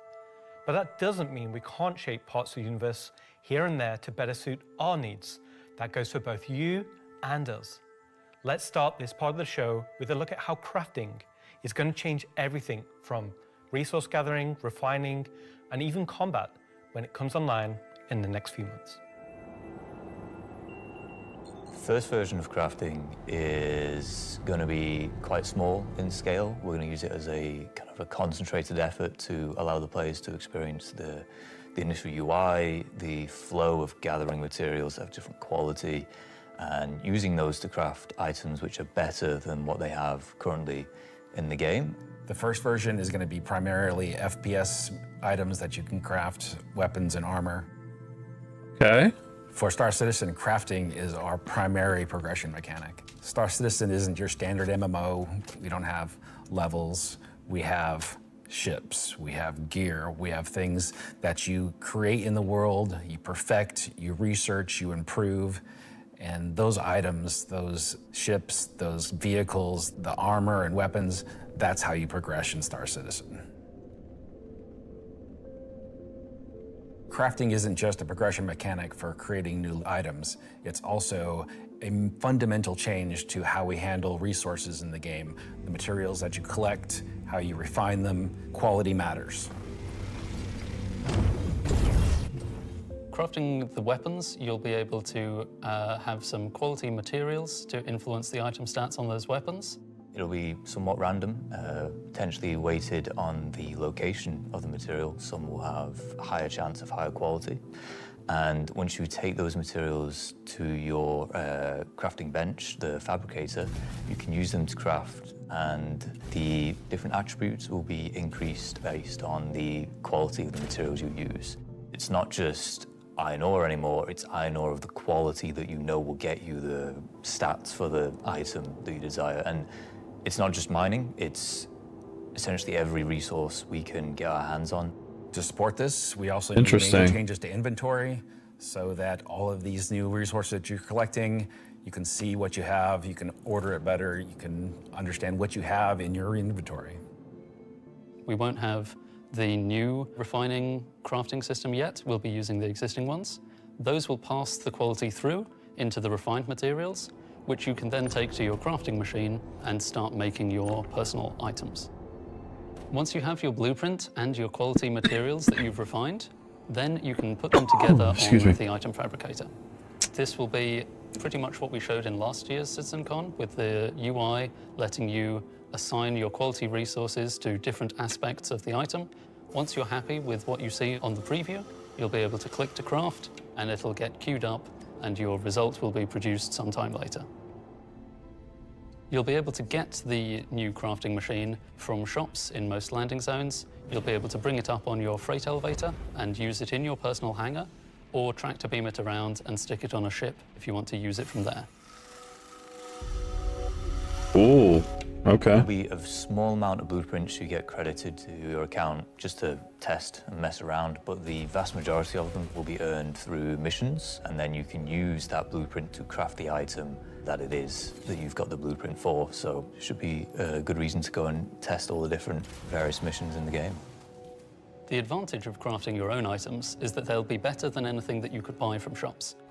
You'll be able to increase and improve item stats that are relevant to your gameplay.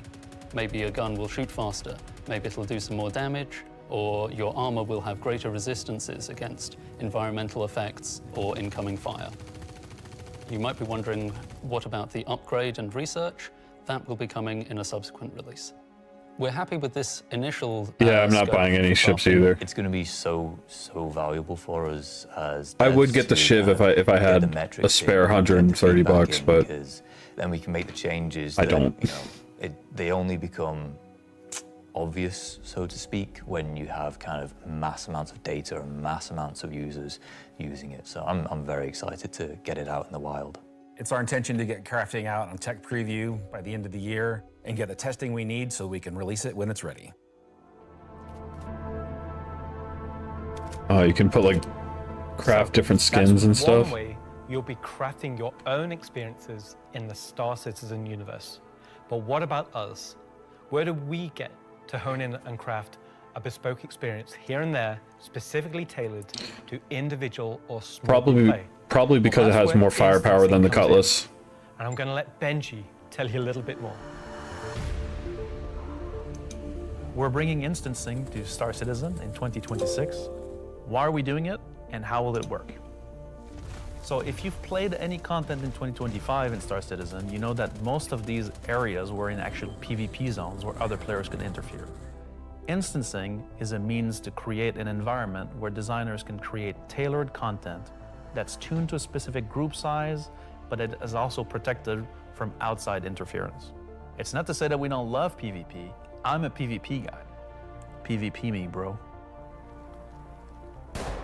But like most MMOs, a good balance between a dangerous overworld and a protected instances is needed. Right now, we don't have this ability, and this is something we really need in order to give you a sense of progression that is tailored and balanced to a tunable amount of groups, so the difficulty matches the group size. There's a beginning and an end. It doesn't mean that that doesn't fit in our overworld strategy, meaning getting to the instance is dangerous, exiting the instance is dangerous, or can be interfered with others. But at least when you're playing the content, we can actually make something that's curated for one experience. So before anybody says this is only a PvE thing, this technology can also be applied to unlock curated PvP experiences that are as seamless as the PvE ones. So it's not about one thing or the other, it's really about unlocking developers' ability to create curated content. So that said, how will it work? Instancing. I was going to say, I think they had people like you in mind when they made this Malice.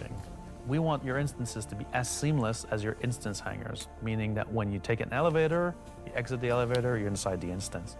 A gateway opens, you cross that gateway, you're now into your instances. Could be also a quantum jump into an instance that you don't even see.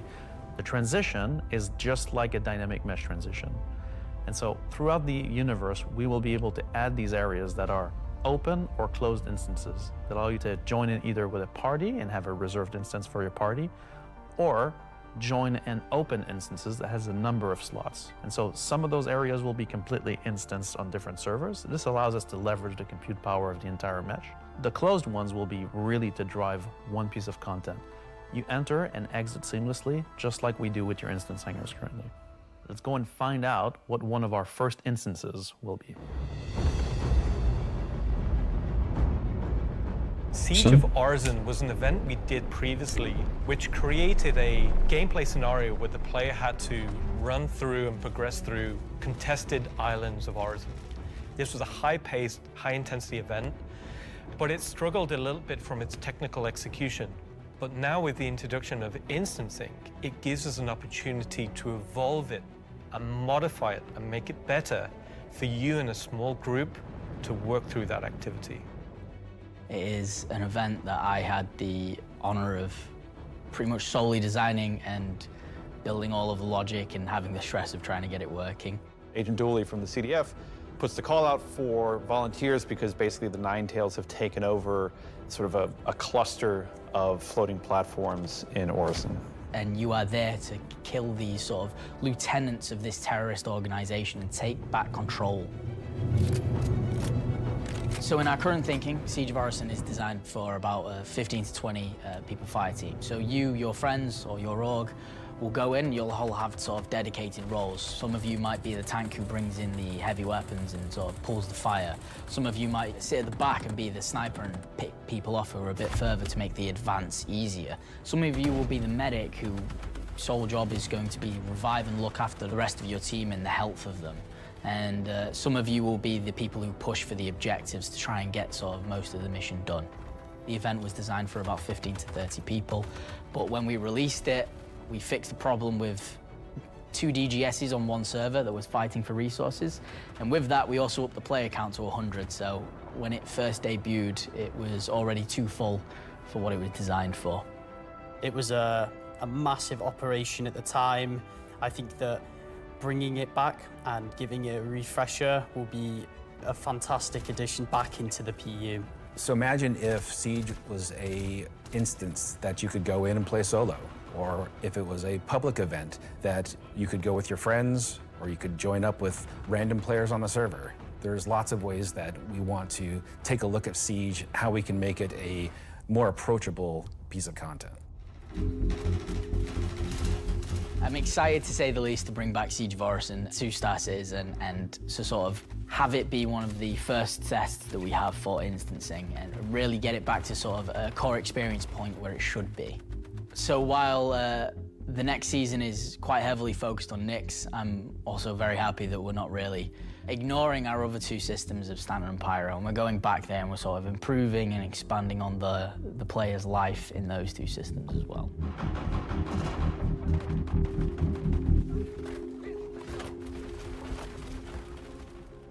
Yes, and while things like Genesis, interstellar hauling, crafting, Siege of Orison, and more will reveal next year, we'll continue to bring life into the existing universe outside of Nyx. There's still one more exciting use for instancing we're building right now.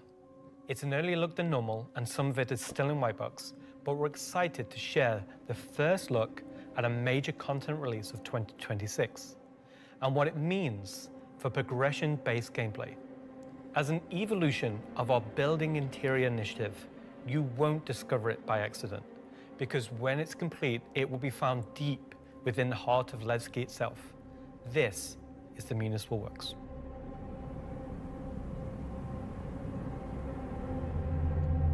So inside the facility, you'll find huge vaporization chambers, old processing plants, Are they moving the municipal works from ArcCorp to Levski? and eventually into the old turbines, which are still pumping heat into the old rock. So this is the true history of Levski. This is a place where you won't see in Lorville, you won't see in I-18 or the other landing zone. It's the pure basis of Levski. You will have, of course, metal and tunnels and more structural place, but you will also see a lot of rock and cave. So it's not a place you go to take vacation. It's really a place you go to fix stuff. Not everybody has what it takes to come down there and do the job that needs to be done. All of your sewage systems have stopped working. Everything's going to quite literally. And so the player is tasked with their group, most likely, to go into there, take out the outlaws, and get the facility working again. So let me get this straight. This is literally a mission to fix the toilets of Levski. It's not just the toilets. You're also trying to turn on the air. Air is a bit more important. It still works in Levski, but they have maybe polluted air because it's not being cleared properly. It's not just for the toilet. Boot mission. It's also a little bit more exciting than just going into some vents. It's like a 3-layered system where there's 3 chapters. This will be mission-driven, and repeatable. Everything from mining to salvage to combat to investigation, a variety of roles.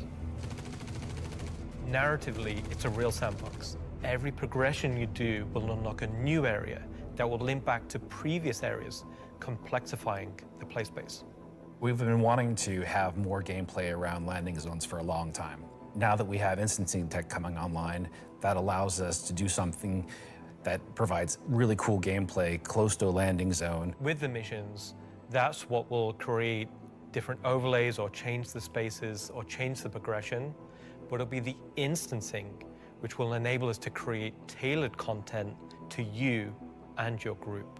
So you're going to be able to play a part of it, make your progress, and then log off. And then the next time you come online, you'll be able to pick up where you left off. It's going to allow players to return back to it at different states, depending on how much you've progressed, and be able to keep it going until you've reached sort of the end of the whole 3 chapters. Where you're not going to have other people getting in your way. It's you, your team, your party. It's a way of giving players content where they know exactly where they're at and they can keep going back to it and improving sort of their own progress and ability to jump through them in faster and faster times as well. So that's a look at how we'll be allowing players and developers alike to create more crafted experiences within the greater sandbox of the persistent universe. Okay, is that it for me at this point, Jared? Almost. Throw it back to me, and I've got one more for you after this. Back to you, Jared.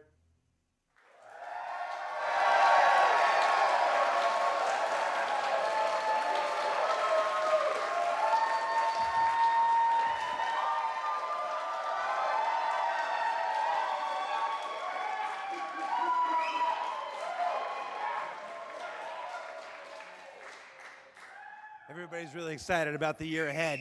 So that's a brief look at some of the ways in which we're allowing you and our developers to craft a more curated Star Citizen experience. Now, at this point in the show, we are in the home stretch. We've got only one more segment to go. But before we do that, we wanted to check out, we said earlier in the show that we would look at what you were saying during the show. We looked at how to put YouTube comments on the stream, and it was immediately apparent that we were going to lose our broadcast license, so we're not going to do that. We did find some social media stuff on Twitch, though, or not Twitter, X. What is it called now? Let's see what this says. Let's see. We've got Welcome Back Levski from, I'm not wearing my glasses. Oh, no. Oh, time to suit up. Let's go get him, says Ubu. I really should have worn my glasses. Cue the bagpipes. That's the other game, Charlie Oscar. Let's see. Nice to see you live, Jared. Mom? Let's see. First CitizenCon after playing for almost a decade in Austin. Oh, nice. Straight out of Klesher, back to the Hex. Photos from Leicestershire. How do you say it? Is that Leicestershire? Leicester? Leicester? I've only been in the UK for 3.5 years. San Jose Bar Citizen Watch Party. Oh, somebody created a lovely Vandal mask there. Sean Tracy, can we get that in game? Just that, exactly. Just scan that, put that in game. All right, so that's a few reactions we're seeing on social media right now. Before we get to our big finale, or the thing we're going to wrap up the show with today, I did want to talk a little bit about big CitizenCon versus digital CitizenCon versus what we're doing today, which is CitizenCon Direct. Every year, CitizenCon is a monumental task for any number of people, whether that's development, marketing, the support teams, the platform teams. Everybody comes together to make this thing happen and go off, hopefully without a hitch. And so far, we've been doing all right, other than some stuff in the room here. You know who you are. They had to know. But doing CitizenCon is not always the easiest thing for our developers. You might not assume this, but most game developers are not social butterflies. They tend to like to sit quietly in the dark at their computers, like little goblins, and just make digital virtual worlds like this. And then I come in all happy and like, hey, you want to be on video? And they're like, no. And I'm like, it's in your contract. And they're like, oh, yeah. So we thought, we usually do it behind the scenes afterwards, but we thought we'd do a little bit of it here. the folks in the editorial department put together a brief montage of some of the more candid moments from the filming of CitizenCon over the last couple of weeks. So we're going to spend 2 minutes and take a look at that. Let's see what they put together. How many CitizenCons have you performed in now? Performed? Just the one. Nope, my first one. One last year. 2. A few. 8 or 9? Maybe 9 or 10? Never. Man, I don't know, man.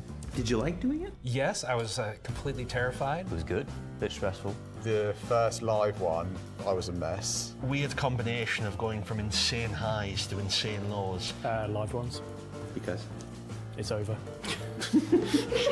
The live ones are pretty special. Pre-samp's always fun, but the live events are special, aren't they? Remember we were at that weird crack house in Ancos? Right. I like the live ones. Oh, I mean, I love these digital ones. These are the best. Every time I've done it, it has been a digital one, and I'd like to do one on stage. Is it because you have a restraining order against you, or? Didn't know if I was going to be sick, if I was going to lose my stomach. How hard is it to keep your eyes open on stage? That's another problem with the lights. They're kind of, I'm realizing through this sentence that I'm closing my eyes as I speak. Do I do that a lot? I am a very shy individual, so this is me just trying to get out of my shell. Getting the crowd to react to the ideas that we've been working on for so long. We can react. Watch. Everybody. Yay! I can feel your passion from here. Cut the camera. Counting you down in like 30 seconds. I'm like, do I stand up? Do I sit down? Do I drink? Do I not? Do I talk? This will be the best one yet. That's right. Because it's nice and short. Is this all supposed to be usable content? Because I could do different. No. Of all your nicknames, why is Moist Master your favorite? I think you mean least favorite, and because it has the word moist in it. I mean, come on. We'll give you a new nickname by the end of this. Sounds good. Could do All with right, one. Let's get started.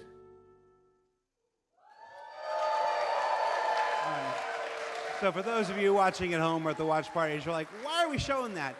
I put that in there because I'm eternally grateful for all of the CIG staff and developers who take the time to appear on these things, whether it's ISC, SCL, CitizenCon, walk on stage, be pre-recorded. I wonder if that it's not the earlier easiest thing for everybody. they were hinting And at on behalf us of being the able to do community, face if I scans. can't speak for them in this regard, I want to say thank you for participating in these things each and every year that we have them. Now, let's wrap things up here. So, let's see, how do I want to do this? At this point, we've only got one major story left to tell. But before we do that, we wanted to do one more check-in on something we started last year. Last year, Rich Tyler took the stage and presented his roadmap to 1.0. And we didn't want to go an entire year without talking to the senior game director himself to get his update on that 1 year later. So we're going to throw it to him, and we're going to go to our last segment, and when we come back, we'll say our goodbyes. And if you're at a watch party, it's time to get... I was going to say... that's not a word I can say on the camera. Let's just go. Let's just throw it back to me. Go to me from 1 week ago.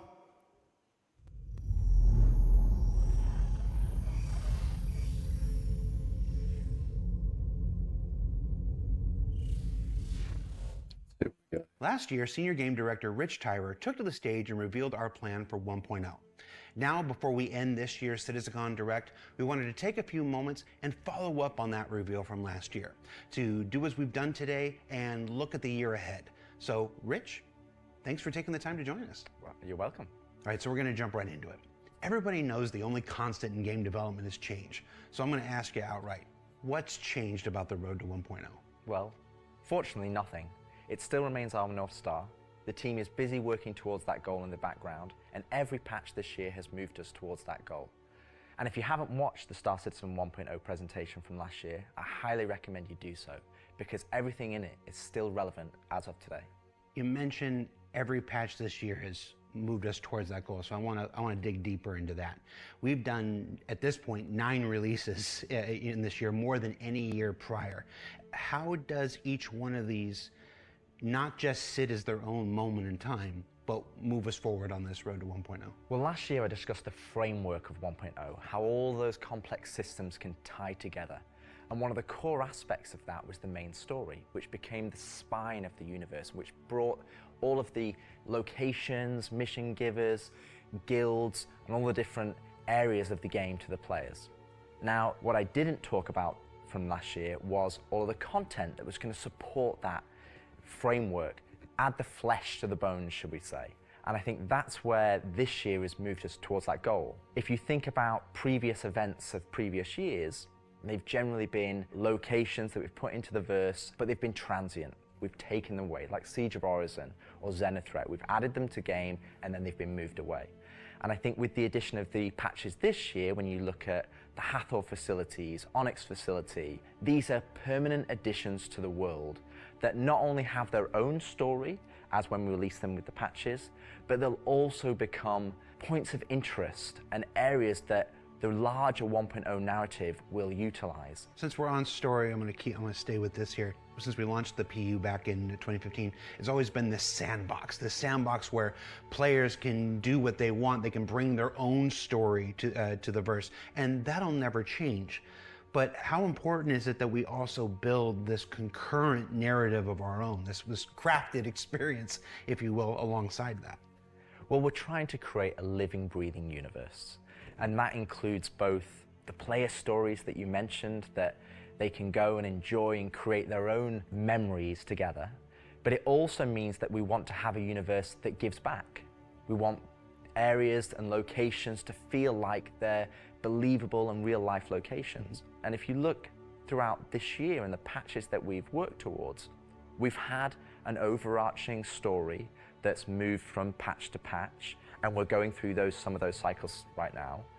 We've also been introducing mission content that has fully voiced dialogue and facial animation, which allows us to inject some of the meaning and the why to what you are doing as a player. And I think story is integral to Star Citizen as a connective tissue that ties all of these different complex systems together, because it takes players on that journey throughout the game. To see this big turn this year to start injecting story into the verse, I think people are really responding to it. So everybody knows, and you mentioned just now, that this year we changed a whole lot about how we operated and how we release things. How do you think that's gone? I think it's gone very well.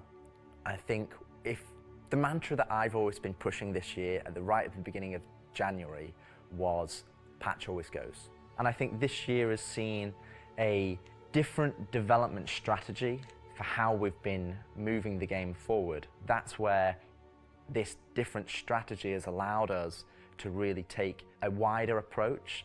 And we also have to remember that Star Citizen is played by tens of thousands of players every day.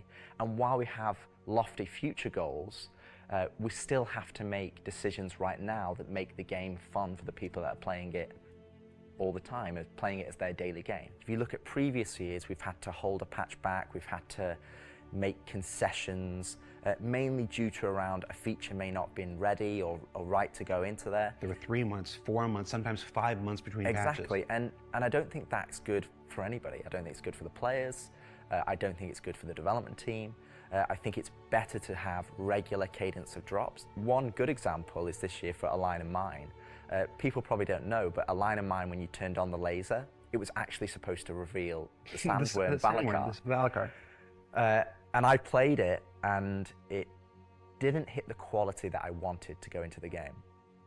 So we changed, and I took it out, and I made that decision alongside Chris and Erin, and we've held that back, and we're going to work on that towards a future patch. But I think definitely the more regular cadences has had the multiple benefits, and like I said, I want to dispel a myth right here, right now.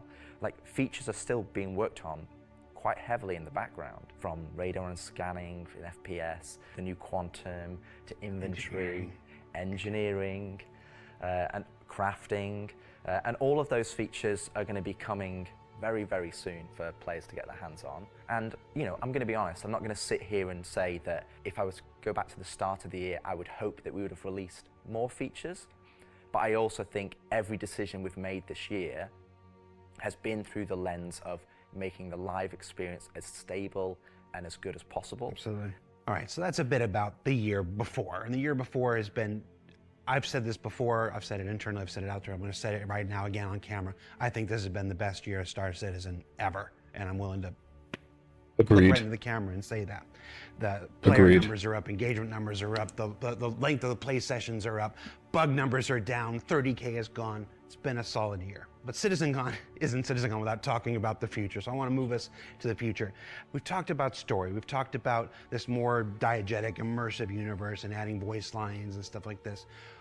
But where do we go from here? Obviously that continues, but what more are we going to do to make this universe seem alive and real and breathing? I think the biggest thing is to start having that conversation be two-way.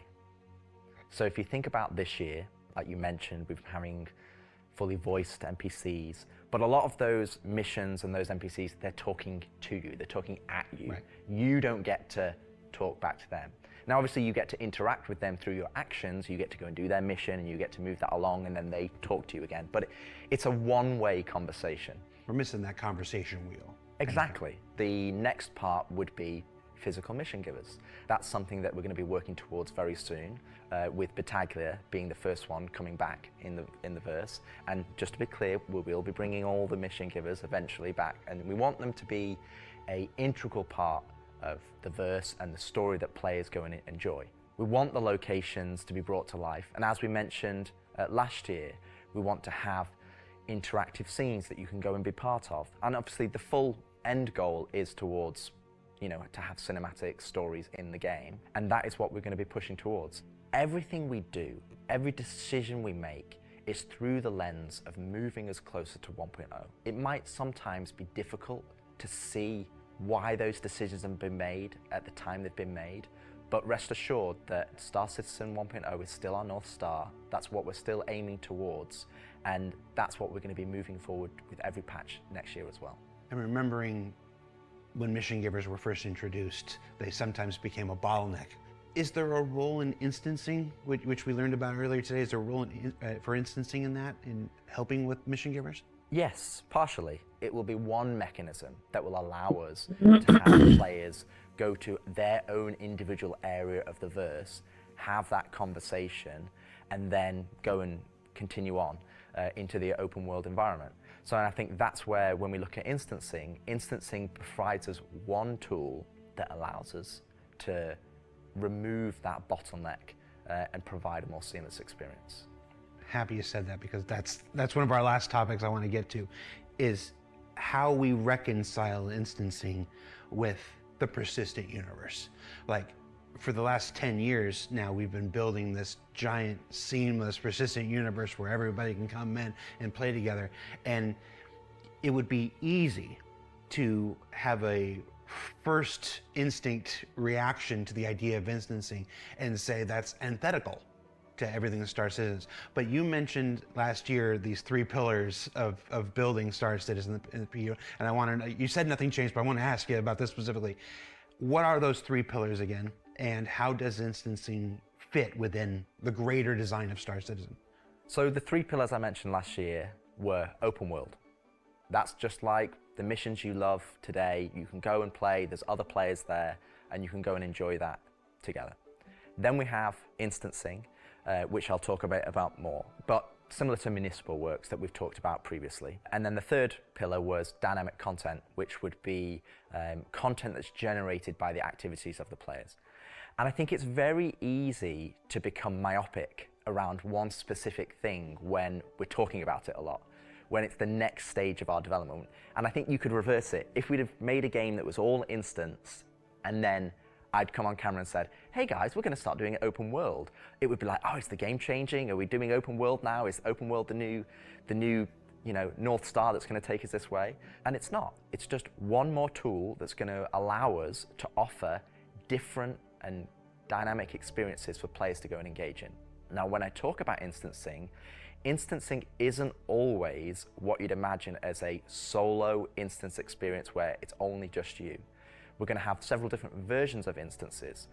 Some are going to be closed instances, which will be like the new player experience. We'll be able for you to go in by yourself, for us to teach you the ropes in a safe environment so that you can understand how to play the complex game that we've made.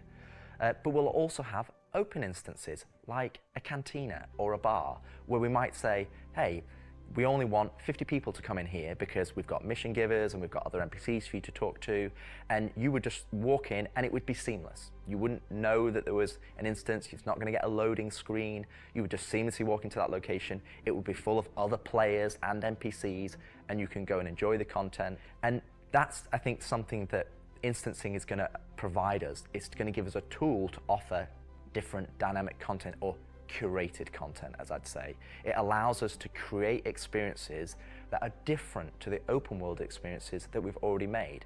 And it's not to say that we won't continue our open world development or only do instance content. It's going to be a mix. And like I said, this is one of the pillars that will move us towards 1.0. We will eventually work on dynamic content that will move us towards 1.0. And all three of those pillars will interweave to create the full Star Citizen experience. All right, so we've hit a lot of the bigger topics, the feature work, engineering, and FPS crafting coming to tech preview soon, stuff like this. We've talked about instancing and how that's going to work within the universe. But I want to ask you this one last big one. It's very easy to say Star Citizen is this kind of game and that kind of game. Those of us who spend our days making it know better. It's an everything game. It's everything we can make it game. It just is. But at the core of this is still spaceships. That life of spaceships. What more can you tell us about spaceship gameplay in the future? What can you give us? What can you tee up for us to look forward to for those of us who are really into Star Citizen for the spaceships? Our intentions going forward are to make sure that every ship or ship archetype that you acquire has a role and has content that you can go and enjoy in the universe.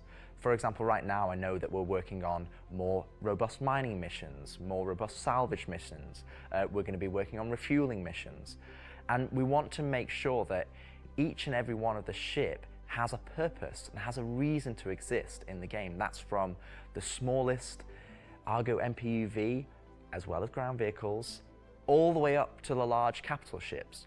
We want to give them purpose, and I think it's something that we are absolutely aware of. We want to make sure that we're building that spectrum of content to allow players to go and engage in, and I think 2026 is going to be a very good year for Star Citizen, and I think there's going to be something that's very interesting and something that a lot of people have been waiting for, but rather than me spoil it, I'll let Ian and the team go into the details on that.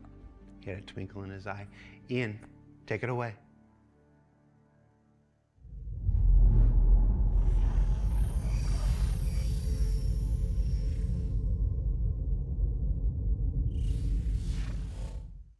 So the persistent universe has existed for over 10 years now. During that time, we've created lots of gameplay systems, we've added hundreds of locations, we've added lots of mission activities for different purposes: combat, cargo, mining, salvaging. But for combat ships, the only thing you've been able to do is fight other combat ships. In 2026, this changes. We're going to be delivering a spaceship-focused activity space which incentivizes the use of different gameplay roles. These are going to be scenarios where you're going to have to plan and strategize and create operational tactics to overcome your objective. So what you're going to see is very early. It's early in the pipeline process, and it's going to come online about mid next year. But we're really excited about the content we're creating, so we want to share with you a super early look at what we're building in a space we're calling Tactical Strike Groups.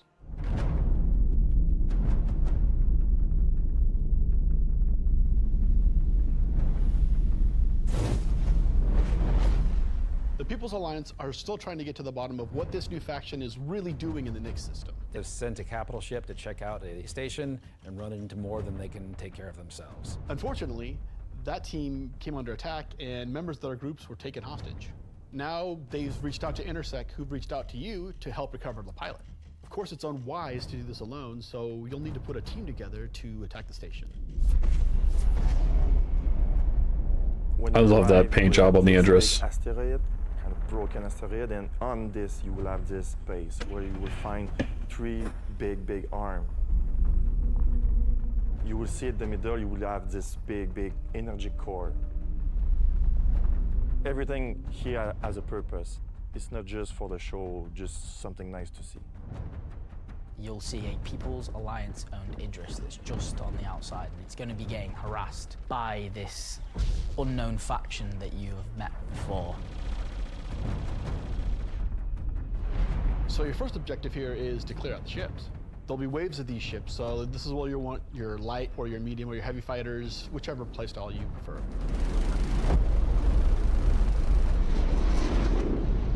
So while one part of your group is dealing with the fighters, now it's time to actually assault the station.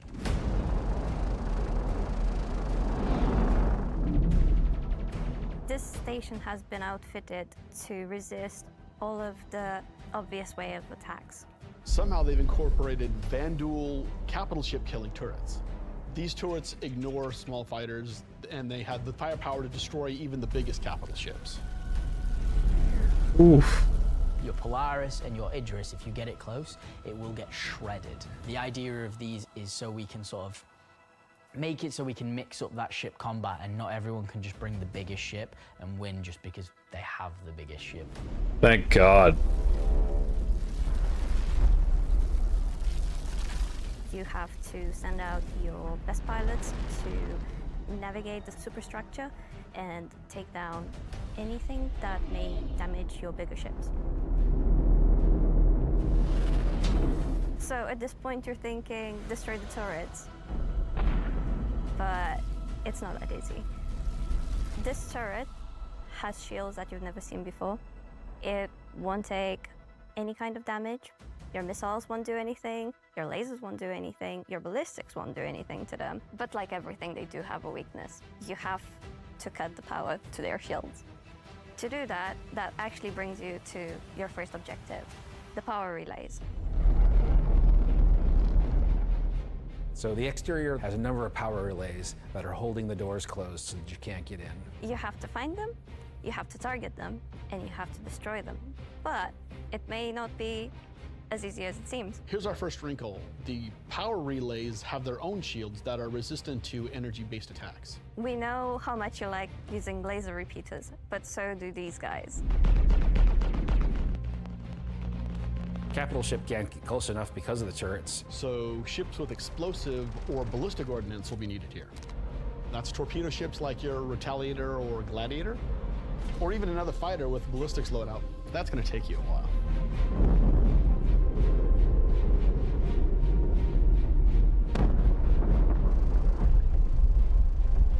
Once the power relays have been taken down, the station opens up. And this is where things get really cool. Now it's time for you to fly your ship inside the station. Yeah, you, in your ship, fly into the superstructure. Doing a trench run? What is that? I feel like this is a proud dad moment. Thank you, Jared. We're just going to call it what it is. It's a trench run. Fuck yeah.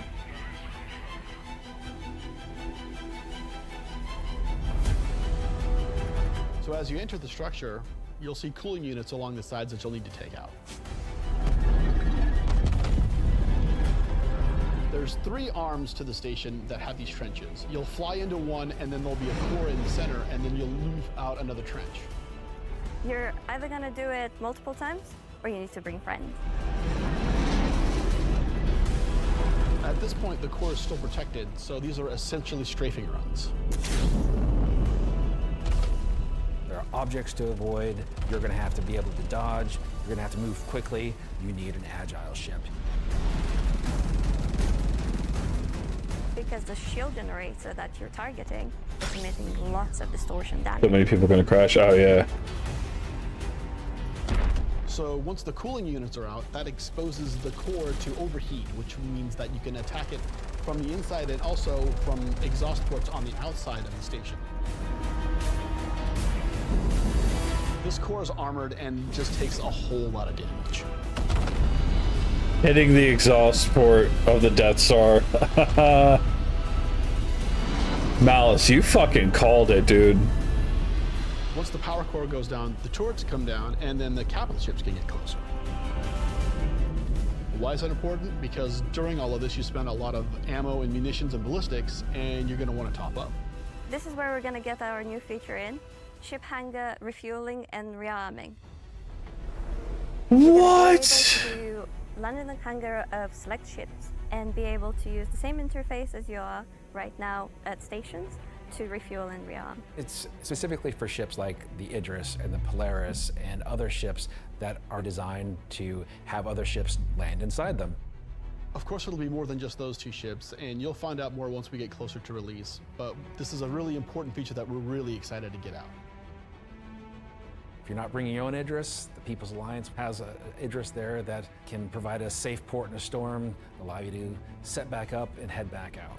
And it's a good thing that you've rearmed and refueled too, because now another group of ships is coming to attack the People's Alliance Idris.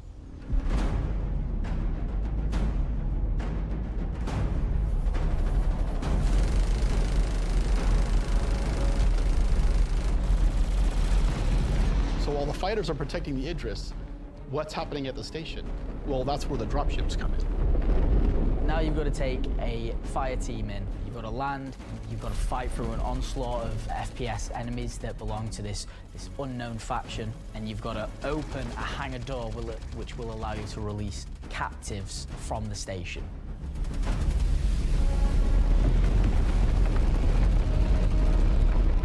After you've opened the doors and that person's taken off, you've just got to make sure they get to safety.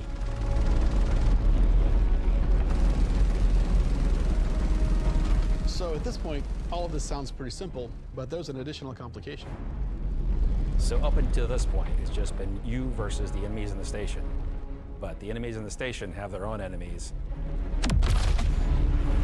The Vanduul neighbors, who really don't like these guys for some reason, will come in and wreak havoc on everything. And they're not going to discriminate between you and the station. They're out for blood. When you alert the Vanduul by destroying the power core that the station's now vulnerable, you're on a time limit. Vanduul are coming, they're going to come hard, they're going to keep coming, you're going to have one hell of a fight.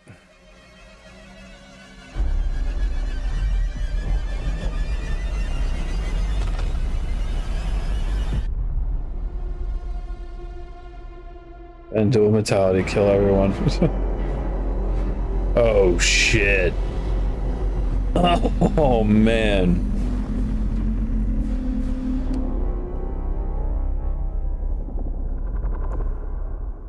Wow. Tactical strike groups. I'm personally so invested in this. So throughout 2025, we created a variety of content. Some of it was very focused on FPS combat. So personally, driving a more vehicle-based experience was very important to me. This is a defining statement that I want to do in 2026. We're a spaceship game. There are prized possessions. To the objects we fall in love with. This is the content we want to create, which creates scenarios and roles for you to use those spaceships.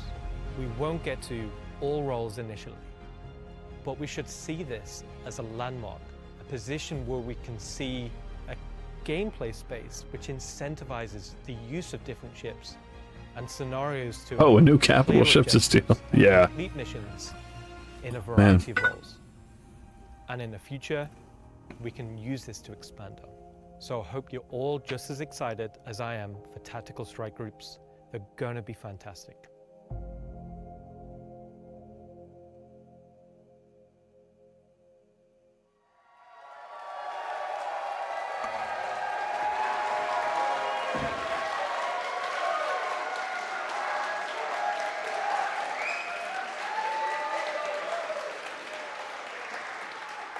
Okay.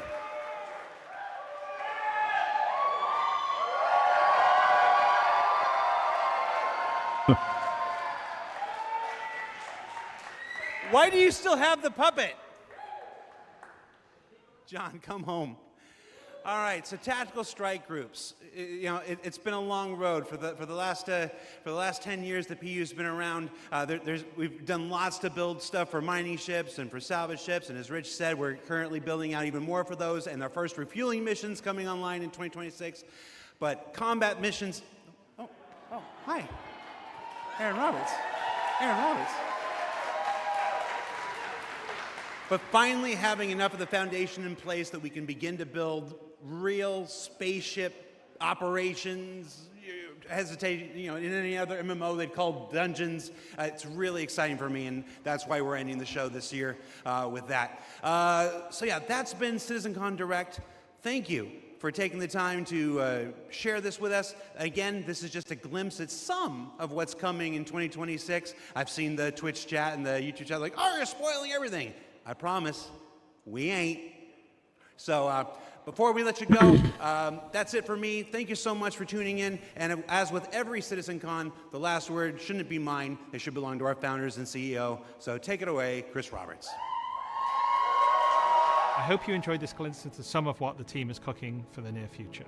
Of course, we're not going to spoil everything that's currently in progress, and many features we haven't discussed today are in active development, like base building, social, and trade tools that are very much a priority. These, along with bringing the final polished features from Squadron 42 into the persistent universe, will make next year the most exciting yet for Star Citizen.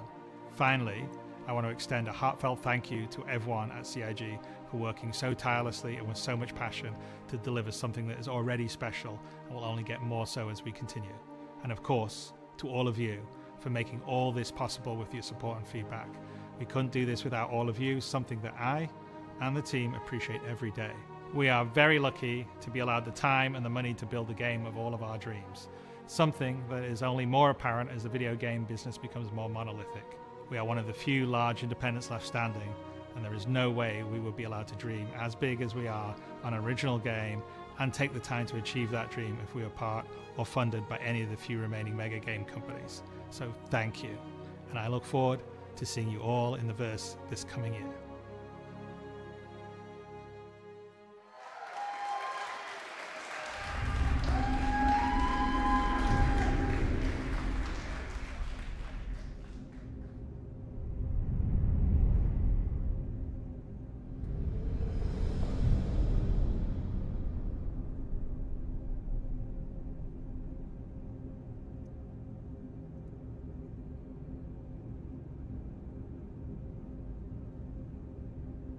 I think they're doing another episode tomorrow, right?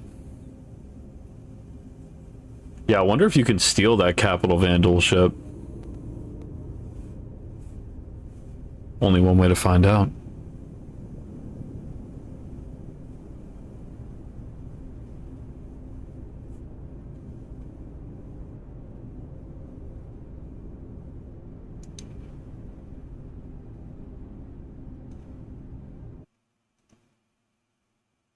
And that's all she wrote. I think that's it. Yep.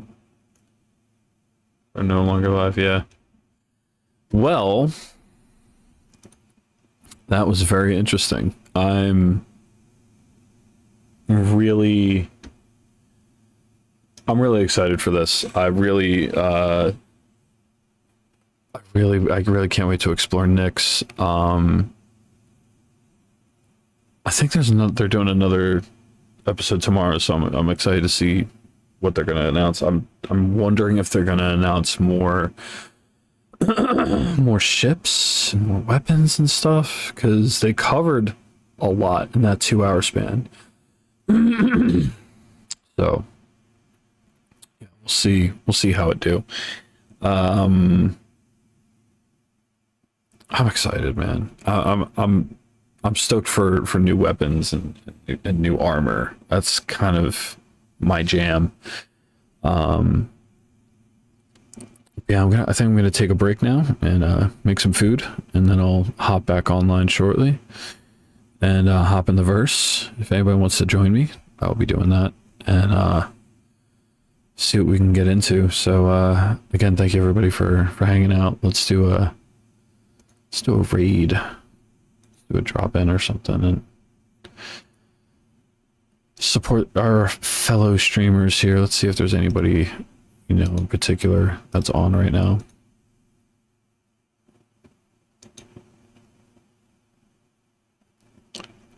Anybody I'm following?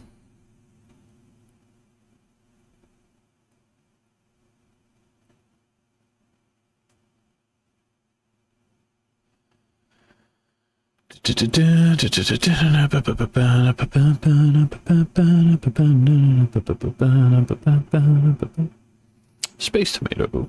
And we got Super Penguin. Antonio, Rockstar. I don't know who to drop in on. Let's see.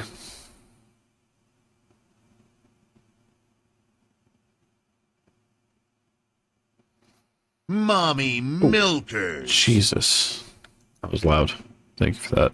I should probably adjust some volumes more here and there.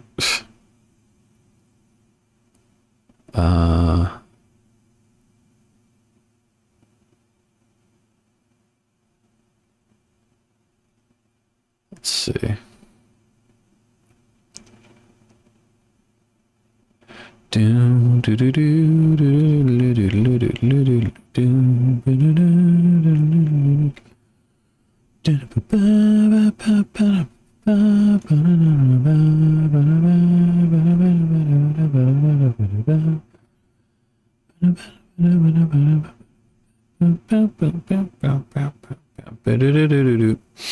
You know?